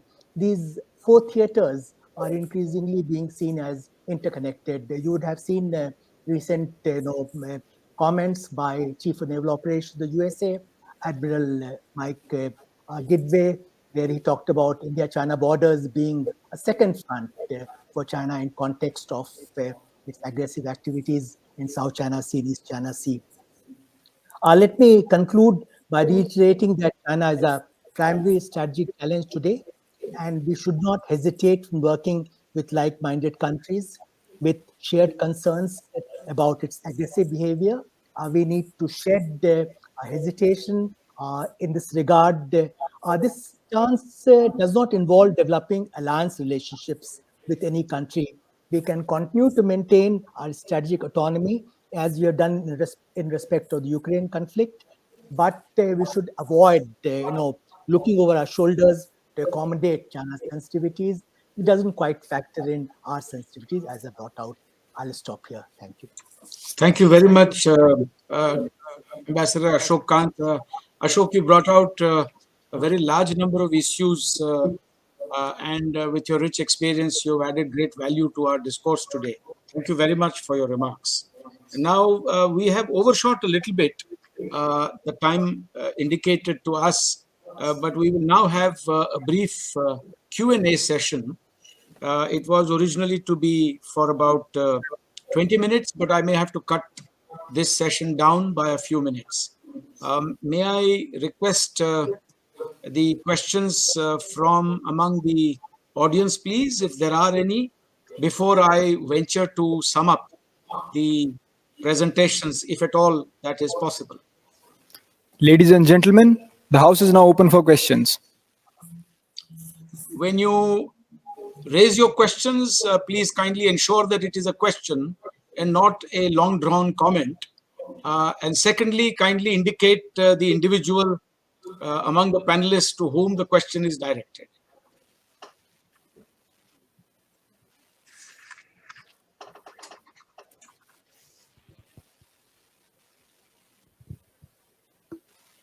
Good afternoon, ma'am. Good afternoon, sir.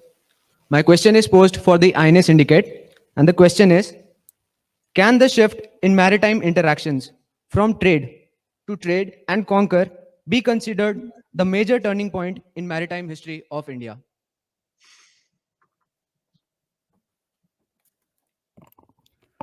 Yes, indeed. We believe that the shift from trade to trace and conquer can be looked upon as a significant turning point in the maritime history of India because you see, before when we talk about Cholas, the only account of maritime interactions that we evidence were basically mainly related to trade and maintaining diplomatic relations, or the spread of Buddhism when we talk about the Mauryas. But when we talk about the Cholas, they Cholas, wanted to explore new frontiers, and they looked beyond their boundaries. And sometimes, like when they invaded Srivijaya kingdom, because it was acting as a hindrance between their trade with the Chinese Empire, they used external aggression and they invaded this Srivijaya Empire, and thereby portraying themselves as a powerful state, the one with whom all other kingdoms would like to make alliance with. I hope that answers your question. Thank you. Next question.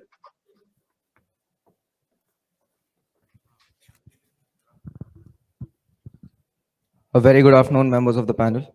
My question pertains to the history of alliances that have been formed over the years and thus is divided into two parts. Despite of building alliances at the Western Sea Front and strengthening of naval forces, why and how did the Maratha Empire fall? And with reference to the present day alliances, how would the structural dynamics of AUKUS change if India was to be a part of it? And over what all aspects would it influence our stance in the Indian Ocean region? I think this should be taken in two parts. The first part can be handled by the INA team, and the second part pertaining to AUKUS and what exactly would be the implications if India were to, hypothetically speaking, of course, join AUKUS, that perhaps Dr. Rajagopalan. Go ahead, please. Indeed, if India were a part of the AUKUS, if India were to be a part of the AUKUS, the dynamics of this particular coalition would change significantly.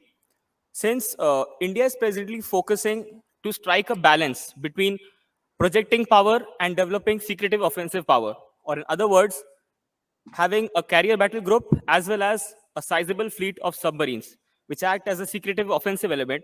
But a carrier battle group is a portrayal of a country's naval power.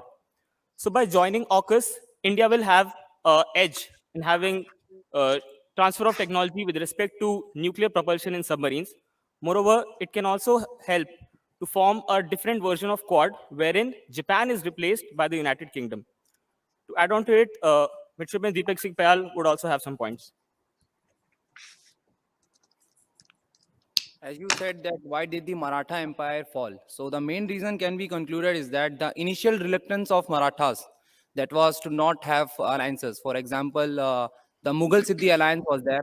So when Sambhaji Maharaj attacked Siddhis, then Mughals tried to divert the attention of Sambhaji by attacking on Raigad. So Sambhaji Maharaj had almost conquered the forts of Siddhis. But as the Raigad fort was attacked, he had to move from there. And this was one of the most crucial points in the history of Marathas. And later, it can be said that this initial reluctance of Marathas to not form alliances affected them a lot. And going to the AUKUS question that you asked, as it's a very great deal if India enters AUKUS, as it will get advantages, as it will get supplied with nuclear-powered submarines, which will long last. But one more dynamics is that India is having good relations with France. And if India enters AUKUS, France is not happy with the AUKUS deal. So it will hinder in the relationship with Indo-France. I hope I have answered At your this question. stage, I'd request Dr. Rajagopalan to step in, please, so that we Sure, have a bit of variety in the responses Sure. as well. Yeah, absolutely. Thank you. No, that's a great question. To look at it in a hypothetical fashion, what if India were to join the AUKUS? How does that change the dynamics? India could join the AUKUS. It does, like I said, for instance, when Australia joins, the one of the biggest advantages that I see is that it has made Australian Navy a much more capable, a muscular Navy in terms of tackling the threats that originate from China. Your ability to keep track of China's naval activities, your monitoring capabilities in that sense is in a much better place. But at the same time, I also must say that every Quad member doesn't, because I think there was a little bit of a murmur in India if why is India is not part of it. Japan has also, there has been some murmur. In fact, Japanese have been talking about how there can be a jocus and kind of things. So there are those kind of sentiments that that is there in other Quad countries who are not part of the AUKUS. But my sense is that you don't have to be part of every grouping that comes together, and sort of working out an AUKUS arrangement that involve India would have been another 10 years. So calculate another 10 years, another decade for the actual submarines to get up and running and going into service. So that would have been a very time-consuming process on the side of India. But I think us having a capable Australian Navy partner is good enough for the time being. But meanwhile, we can also work out deals with France to see if France is willing to. And I think there have been some, again, very casual conversation between India and France in this regard, whether France is willing to supply India with nuclear-powered submarines. So that's something that we need to pursue. France is one of India's closest strategic partners. Let me just chip in at this stage as chair to say that I quite agree with what Dr. Rajagopalan has said. In fact, it is not very likely or even within the realm of possibility for India to become a member of AUKUS, because AUKUS is an out-and-out defense pact. You must remember that the three of them have for long been Anglo-Saxon partners in terms of defense pacts and also in terms of their nuclear cooperation. The cooperation between the Americans and the British goes back a very long way to the time of the Manhattan Project. As far as nuclear cooperation is concerned, the UK has been testing its weapons in Australia, and the US has a treaty alliance partnership with the both of them. So India would be like a square peg in a round hole, and therefore one must understand that it's easy to say that India should become part of AUKUS. I doubt very much if India can be a part of AUKUS. As far as carrier battle groups and their development is concerned, I could not agree more. But one must remember that India does not yet have a full-fledged nuclear submarine fleet. When we speak of carrier battle forces, we also require submarines that can move very fast. We cannot have conventional diesel-electric subs moving along at a normal pace of 6 to 8 knots underwater, trying to keep up with, the INS Vikrant, for instance, which may have a top speed of 28 knots. And if a sub like that tries to operate at even 18 knots, it will burn out within an hour.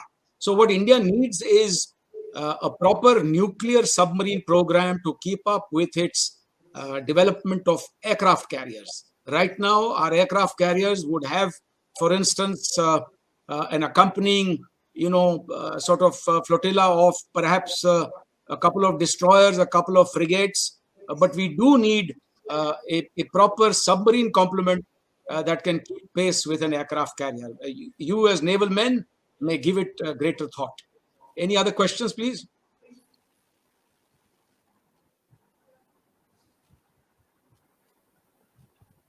Good afternoon, sir. I'm Cadet Padmavati Gayor of Course 36 NRC Regular, and I have question for Dr. Rajeshwari Rajagopalan. And my question is, ma'am, India is in good relationship with Taiwan, and it is also part of Quad. Should India push the other 3 permanent members of Quad to make Taiwan as a permanent member of Quad, as China is continuing to create pressure and fear in the area of Taiwan? What is your opinion on this? Yeah, I'll request Ambassador Ashok Kant to have a go first so that we can distribute the questions among ourselves as well. Go ahead, please, Ashok. Taiwan joining Quad is something which will be somewhat, bold decision for us. But what one can explore is Quad taking a position on Taiwan.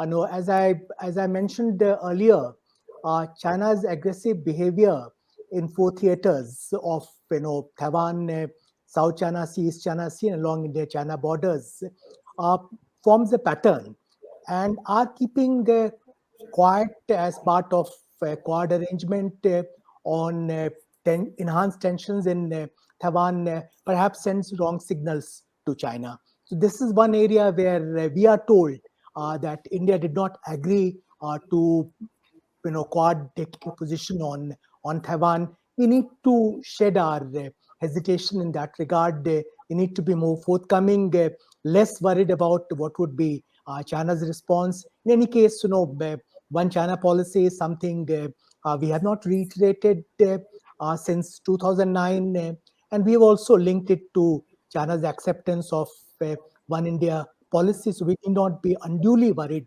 on that account, but are supporting admission of Taiwan as part of Quad might be bridged too far at this stage. I entirely agree with Ambassador Ashok Kant. At this stage, the Quad is trying to work in a Quad plus manner with like-minded partners, and that includes countries like France, and Indonesia, Vietnam, the Philippines, not just in terms of the trilateral or plurilateral dialogue structures, but also in terms of what we call the flip side of the Quad, which is actually a standalone, facet of cooperation evident in the Malabar. 2 days ago, when I was speaking at the Yushan Forum in Taiwan, I did point out the fact that Taiwan's future lies with the Indo-Pacific and not the Asia-Pacific. Taiwan's own rise is a function of the Asia-Pacific, the developments of the last half century, but its future lies in the Indo-Pacific. In other words, a better connect between our Act East policy and Taiwan's new southbound policy. And that is what should bring Taiwan out of that undue dependency that it has created in those waters, particularly across the waters of the Taiwan Strait on China. It should be looking to invest more in a country like India or others in the Indo-Pacific. So I think we must make a distinction here, bring the Taiwanese into the discourse on the Indo-Pacific. It is not a question at this stage of making them part of the quadrilateral security dialogue. And as Ambassador Kant pointed out, that would be seen as much too provocative, not just by India, but I would imagine that it would be generally seen as something that people can do without, particularly when the Quad structure is still nascent. It is still a work in progress. You want to say something, Dr. Rajagopalan? Yes, very quickly. Absolutely, I agree with both Ambassador Kantha and Ambassador Chinoy. The only point I wanted to sort of add on to it is, for instance, if you look at the number of joint statements that have come out, in a sense, whether it is the US, Japan, US, Australia, and Australia in its own several statements have come out very clear, taking a very clear stand on Taiwan, the current tensions in the Taiwan Straits, in a sense. Whereas India is yet to take a very sort of a stand on Taiwan, and we don't really comment on it. In fact, during the MEA Minister of External Affairs briefings, there have been repeatedly questions on the Taiwan tensions and Taiwan Straits tensions, and how is India looking to respond. And our response has been, the MEA spokesperson response has been so far that our policy, our stand is very clear, and there is no change in the policy. But the good thing is that we have not reiterated. I must butt in here to say that while the Indian position was one of no comments on that particular issue in the past, recently the spokesperson of the Ministry of External Affairs has actually expressed the opinion that India wants to see this matter resolved through peaceful dialogue. Yes, this is for the first I time. was coming. Yes, I was exactly. I was coming to it, and in fact, calling upon literally China as the aggressor, or China as the one who is kind of creating the tension. So in a sense, there have been nuances, but the other more important aspect is that despite repeated sort of attempts by the Chinese ambassador asking India to kind of reiterate the India's one China policy, which we have not done for more than a decade, And that is something remarkable that we have not really come out giving China that comfort in a sense, or the sense of reassurance to China. So things can be more nuanced. Things have become more nuanced, and India is also kind of stepping up its kind of engagements with Taiwan in a very slow but gradual fashion. And like Ambassador Kantha and others said, we don't have to, have a quad. Everybody doesn't have to be in a quad. And quad is it's at the end of the day a 4-country grouping. It cannot be 5-country, cannot be a quad in a sense. So there are limitations in many different ways. But stepping up the engagements to our own benefits, our own strengthening, maximizing our strategic options, while contributing to a stable Indo-Pacific order is something that is in our interest. We need to move past some of the hesitancy, as Ambassador Kantha said. Thank you very much. I think we have run out of time for questions. So unless I see some desperate hand going up, I will conclude this Q&A session. Excuse me, sir. To the summation. Yes, go ahead. Excuse me, sir. We have a few questions from the online audience. Would you like We have to? to extend this session, in that case, beyond 16:10 hours. I'm glad to do that. Sure, sir. Sir, that's not a problem at all, sir. Go ahead, please. Will someone read it out, please? Yes, sir. The first question is by Ishan Javeri. War in Ukraine has tipped the balance of power in Russia's relationship with India. We increased its influence by criticizing Moscow while continuing to do business with it. How will it impact Quad? Go ahead, please. Would you like to say something? Ambassador Yes, Ashok Kant. I'll come to you. I'll rotate. I think in my remarks, I did cover this point that when it comes to Quad setting, we are not quite on the same page with other 3 partner countries when it comes to Russia's invasion of Ukraine. We have tried to manage competing expectations from US-led West on one side and Russia on the other side. We have done that relatively successfully so far, but it's going to become more challenging. And we should not be, as I mentioned earlier, complacent in this regard. We should not think that just because with Quad countries we have basic strategic convergence with regard to the challenge posed by China, we can sort of get over our differences on Russia. I think we need to manage those differences deftly, including by taking positions which will be more in tune with our own expectations. For instance, on nuclear issue, we have taken certain position in the past on use of nuclear weapons, and what Putin has suggested goes completely contrary to that. So in some way, articulating that position will be helpful. If I may just, before I rotate the strike to Dr. Rajagopalan, mention here that in many ways, ironically, the question of Ukraine has refocused attention on China and the Indo-Pacific and the kind of disruption that China's economic and military rise is causing.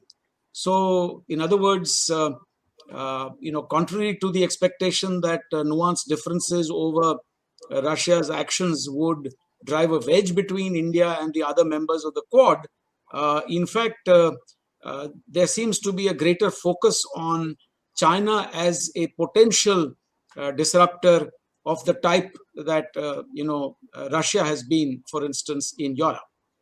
So in many ways, the Quad is refocused once again on China.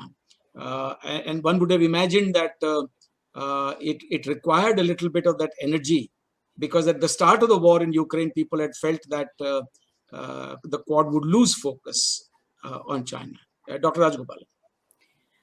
Yeah, thank you for that question. And I have slight disagreement with Ambassador Chinoy in there is a focus on the Quad, and the Quad has not lost its focus because they are still looking at China, because I think China continues with its China provides us the with the kind of in a sense imperative to continue focusing on its activities. So the Quad in that sense has not lost its focus, but I think the patience among our Quad partners is not something that India should be taking for granted. Again, Ambassador Kantha said complacency.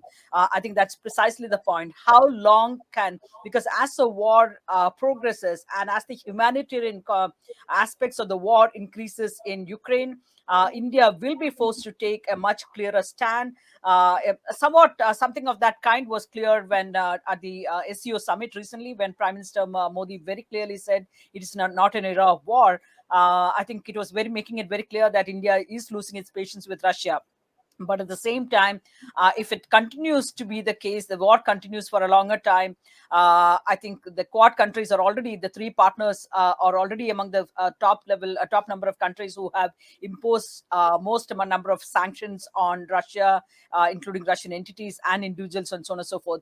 So if this war continues, India will be forced to take a more clearer stand, and we may not be able to have that mid-level sort of a midway position in dealing with that problem. And I think we cannot take it for granted that the other Quad partners are going to be understanding forever the Indian sensitivities and concerns in that regard. So I think that's something that we need to be mindful of. Thank you. I think at the end of the day, we will all have to remind ourselves that the driving force, the raison d'etre of the Quad is not Russia or Ukraine or what's happening in Europe. It was, is, and will remain China. And much of what the Quad will shape up into in the future will actually depend on not Washington or Tokyo or Canberra or Delhi, but China's behavior. So to that extent, I do feel that the impact of Europe, as an external element into the raison d'etre of the Quad will be limited. But we can obviously appreciate what all the speakers are saying. Any other questions, please? I believe there is something more from the online audience. Yes, sir. We have one more question. So another question is, what are the implications of India's weak economic presence in Southeast Asia, and how does it affect its role in the region? How deep does India want to be involved militarily in the Indo-Pacific? So I'll probably make a little beginning here in the reverse order. Look, the area of primary focus for India is the Indian Ocean. And we must therefore remember that we are, in fact, a very, very major, potent, important player in this part of the oceanic space. In terms of concentric circles, I would say that beyond the first concentric circle of the Indian Ocean, we have to obviously look at our resources to see how much we can commit to the defense and security of SLOCs and many other things, the freedom of navigation and overflight in the South China Sea, or perhaps beyond into the Pacific.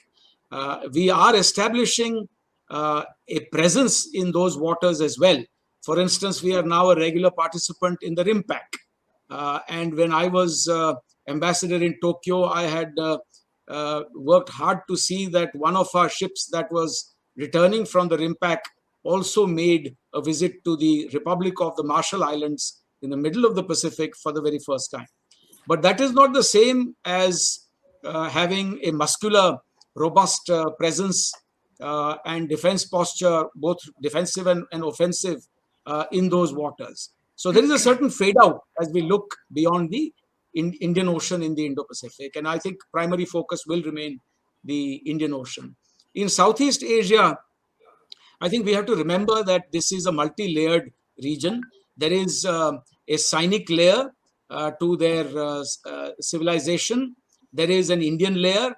And these two layers, in fact, are simply layers on top of a local, ethnic, cultural, linguistic layer. So what kind of influence India can bring to bear in Southeast Asia has a lot to do with the level of economic engagement that we have. Currently, it is rather dwarfed by the level of deep engagement that Southeast Asia has with the People's Republic of China. And we have to do much more in that regard through our Act East policy. Ambassador Kant, would you like to chip in? No, I think you have already answered the question. Only thing I would like to add that our keeping out of multilateral trading arrangements like RCEP has also led to a situation where we are leaving open space for China.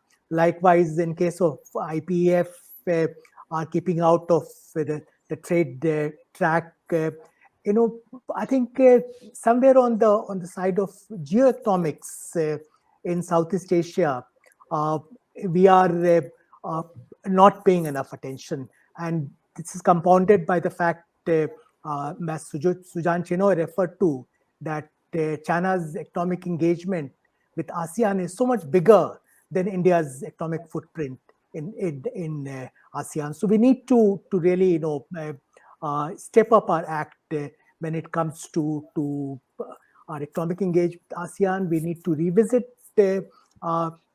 efficacy or relevance of multilateral trading arrangements.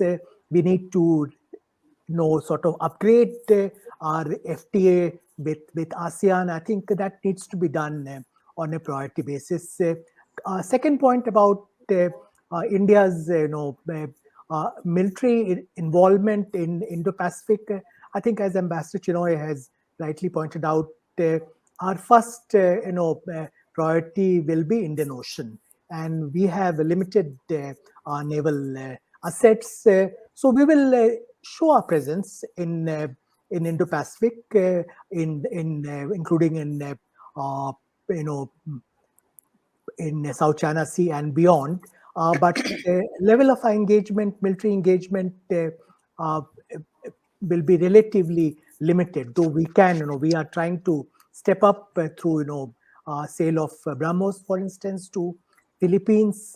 But there again, we have a capacity constraint in terms of what we can provide. Thank you very much. Are there any other? Yes, Dr. Rajagopalan, would you like to chip in? Yes, please. Yes, absolutely.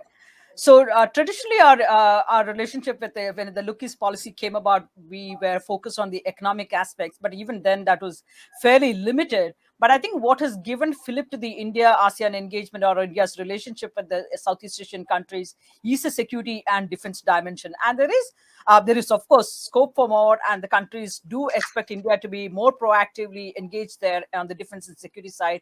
But the number of engagements, whether it is in terms of security consultation, political dialogues, or even sort of engaging in military training exercise with the ASEAN countries as a whole, but also important players such as Vietnam or Singapore, it's been quite serious in a sense, the number of engagements. Similarly, we do defense, for instance, on the defense side with Vietnam, we repair and replenish, sort of a maintenance of the aircraft and submarines and so on and so forth. So these are things that we do on a much more sustained basis, given the kind of commonality of platforms between India and Vietnam, because both of us use the Russian platforms. India has been offering a lot more training, maintenance, and repair of their hardware in a sense.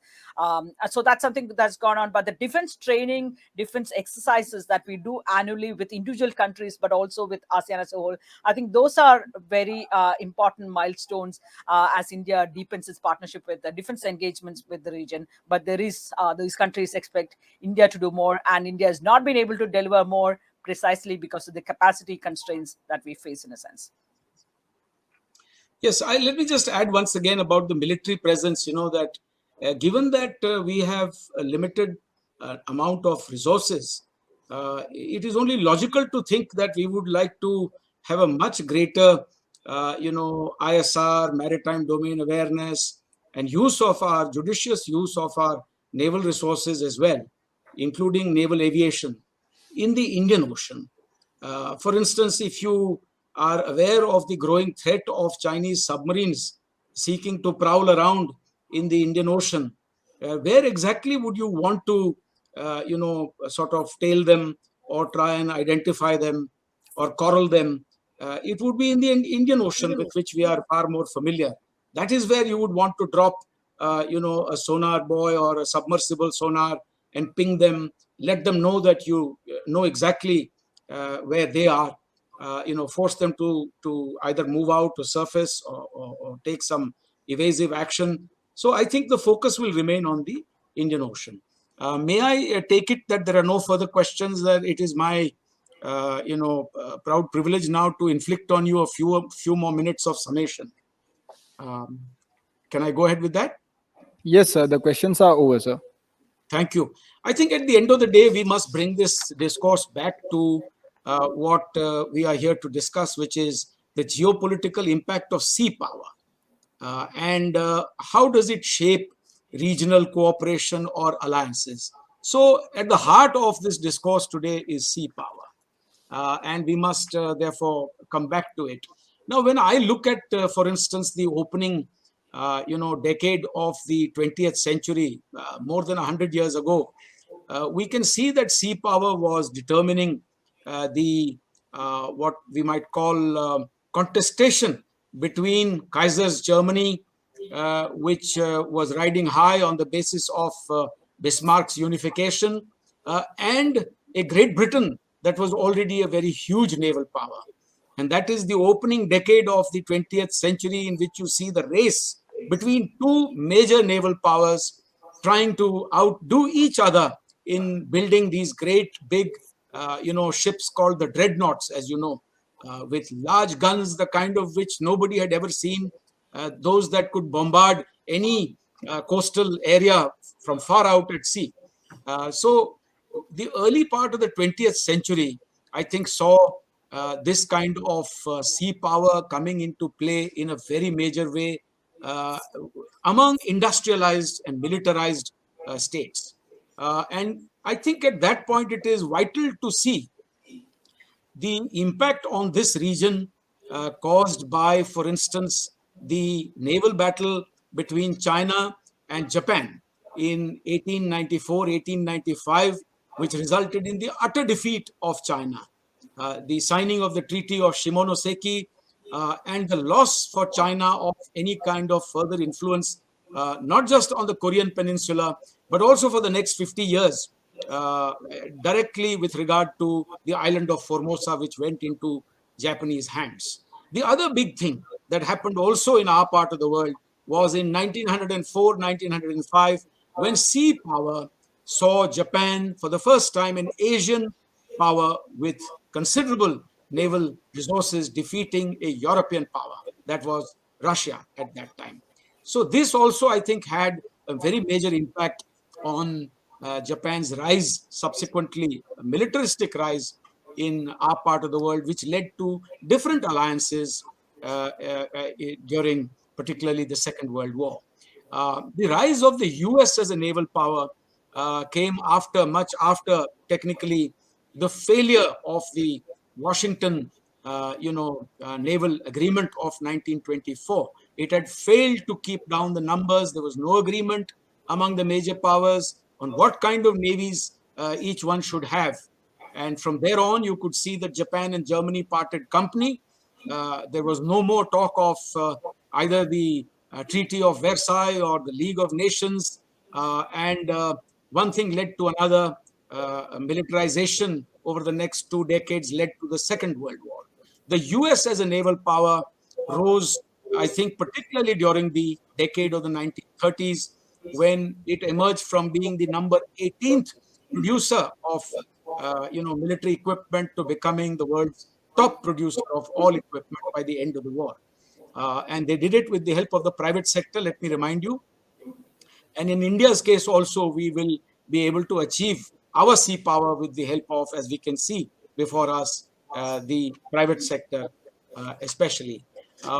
We need to keep in mind that the focus that the Chinese have is on virtually seeking the expulsion of the United States and other major powers from its periphery, particularly the oceanic spaces around China.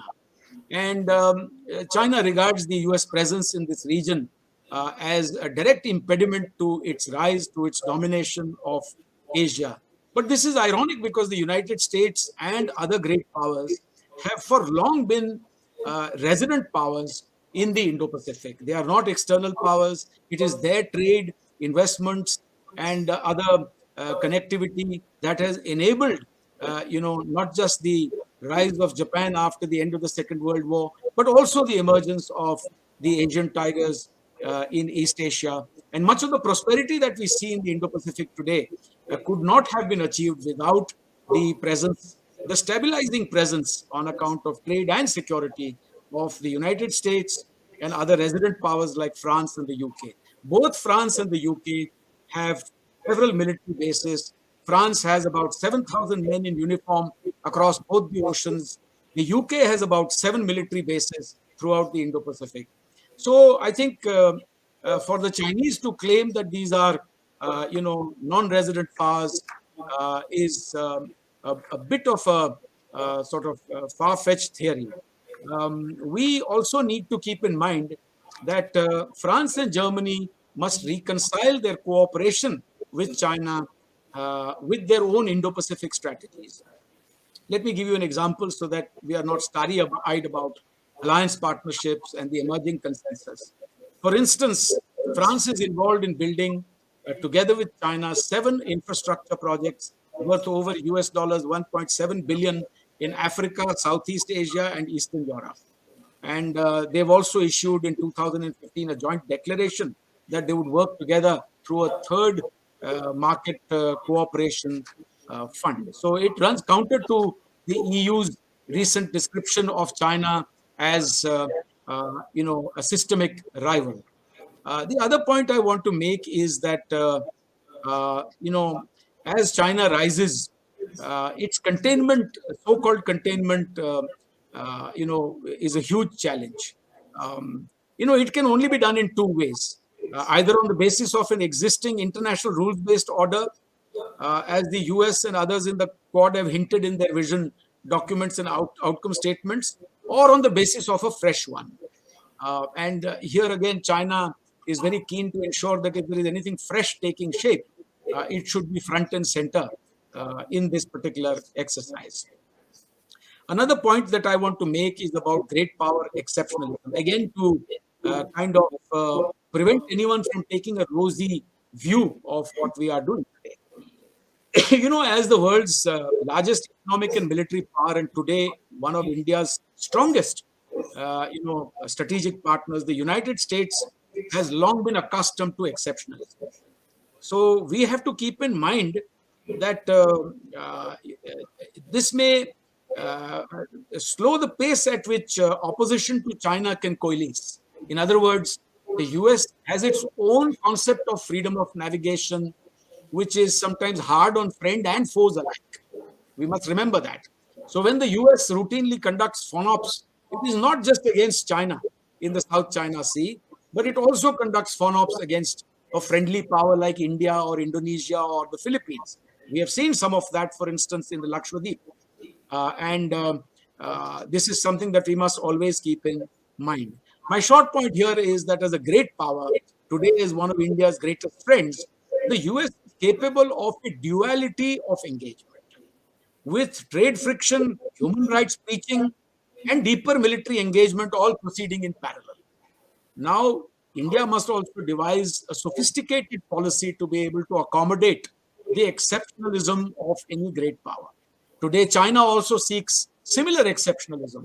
It requires the world, it seeks and demands from the world that kind of exceptional treatment. You may call it exceptionalism with Chinese characteristics. So, as far as the Quad is concerned, I would like to simply say that it is not a military alliance. It is unlikely to be one in the near future.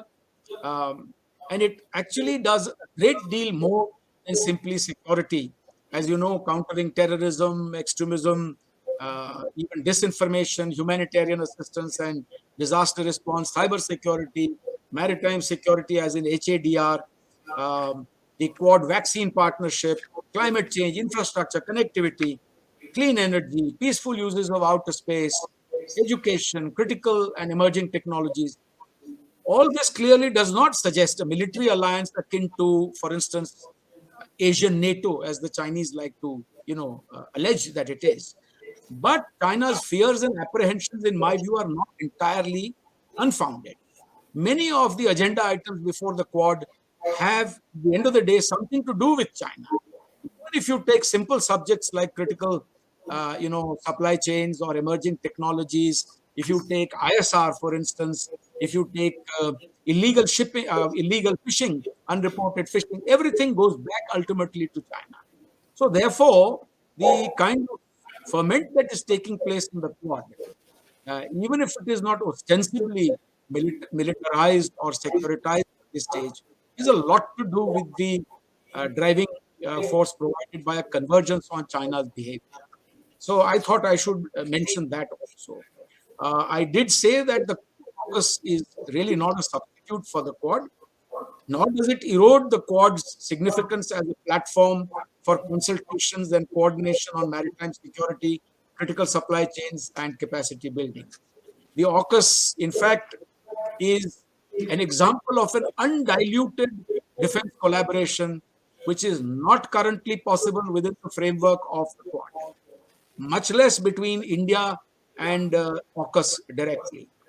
The AUKUS will become a bigger game changer if Japan is drawn in at some stage, and it is probably a little easier for Japan to get in because at least it has one great treaty alliance partnership with the United States of America and increasingly closer, sort of cross-servicing agreements with other like-minded partners like Australia. So we have to keep this in mind. As far as Australia is concerned, this is a country that has made a complete volte-face from what its policy was towards China only a few years ago. And it is about time that it did so, because China's naval expansion and far-ranging forays in the oceanic space have actually compelled Australia to revisit its defense and security policies. Should have happened earlier, but that judgment was clouded by the very enticing prospects of trade. And Australia is also divided between Australians. If you are looking at Western Australia, it has a very sort of mercantilist view towards China. If you look at Canberra and Sydney and other places, it takes a different clear-headed view. And in the oceanic space, the Australians have also been bugged by Chinese presence. It has gradually dawned upon Australian policymakers, beg your pardon, that the country's geographical distance and location is no longer an impediment to the emerging threat from China, the maritime threat of Chinese naval power. In 2017 and 2019, the Talisman Sabre exercises conducted by the Royal Australian Navy were tagged by the PLNE. So it is like you look right and left and you see the Chinese vessel tagging you in waters very close to your shores. And I think it is time, therefore, and a very welcome change that Australia has looked at it this way, differently now. ASEAN centrality is a double-edged sword. It came up frequently in the conversation, but at the end of the day, the fact remains that even in the code of conduct, it is China alone that is engaged in a dialogue with the ASEAN country. None of the Quad countries are involved in any direct dialogue. And therefore, we have to keep in mind that China is likely to wield greater influence. At the end of the day, what they decide has an impact on the rest of us.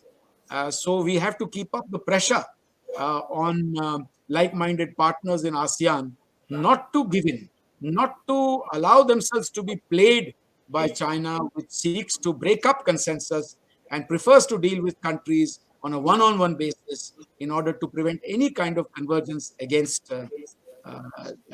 China.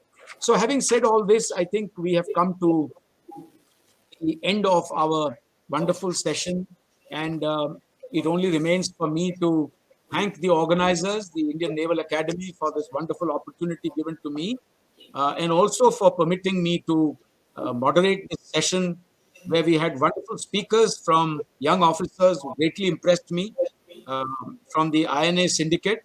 They spoke with passion, with clarity, with purpose. And of course, they were backed in their presentations by very rich erudite presentations from Ambassador Ashok Kantha and Dr. Rajeshwari Rajagopalan. With these few words, I would like to thank all of you and wish you good health. Particularly, my thanks to the panelists. Thank you. Thank you, sir. Ladies and gentlemen, I would like to thank the moderator and speakers for that stimulating session. And that sums up the first half of this invigorating webinar. May I request the quarterly audience to show their appreciation in a customary manner.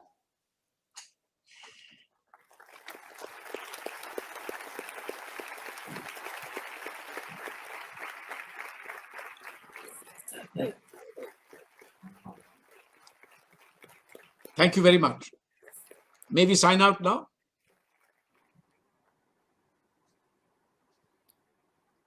Yes, sir. Thank you. Thank you.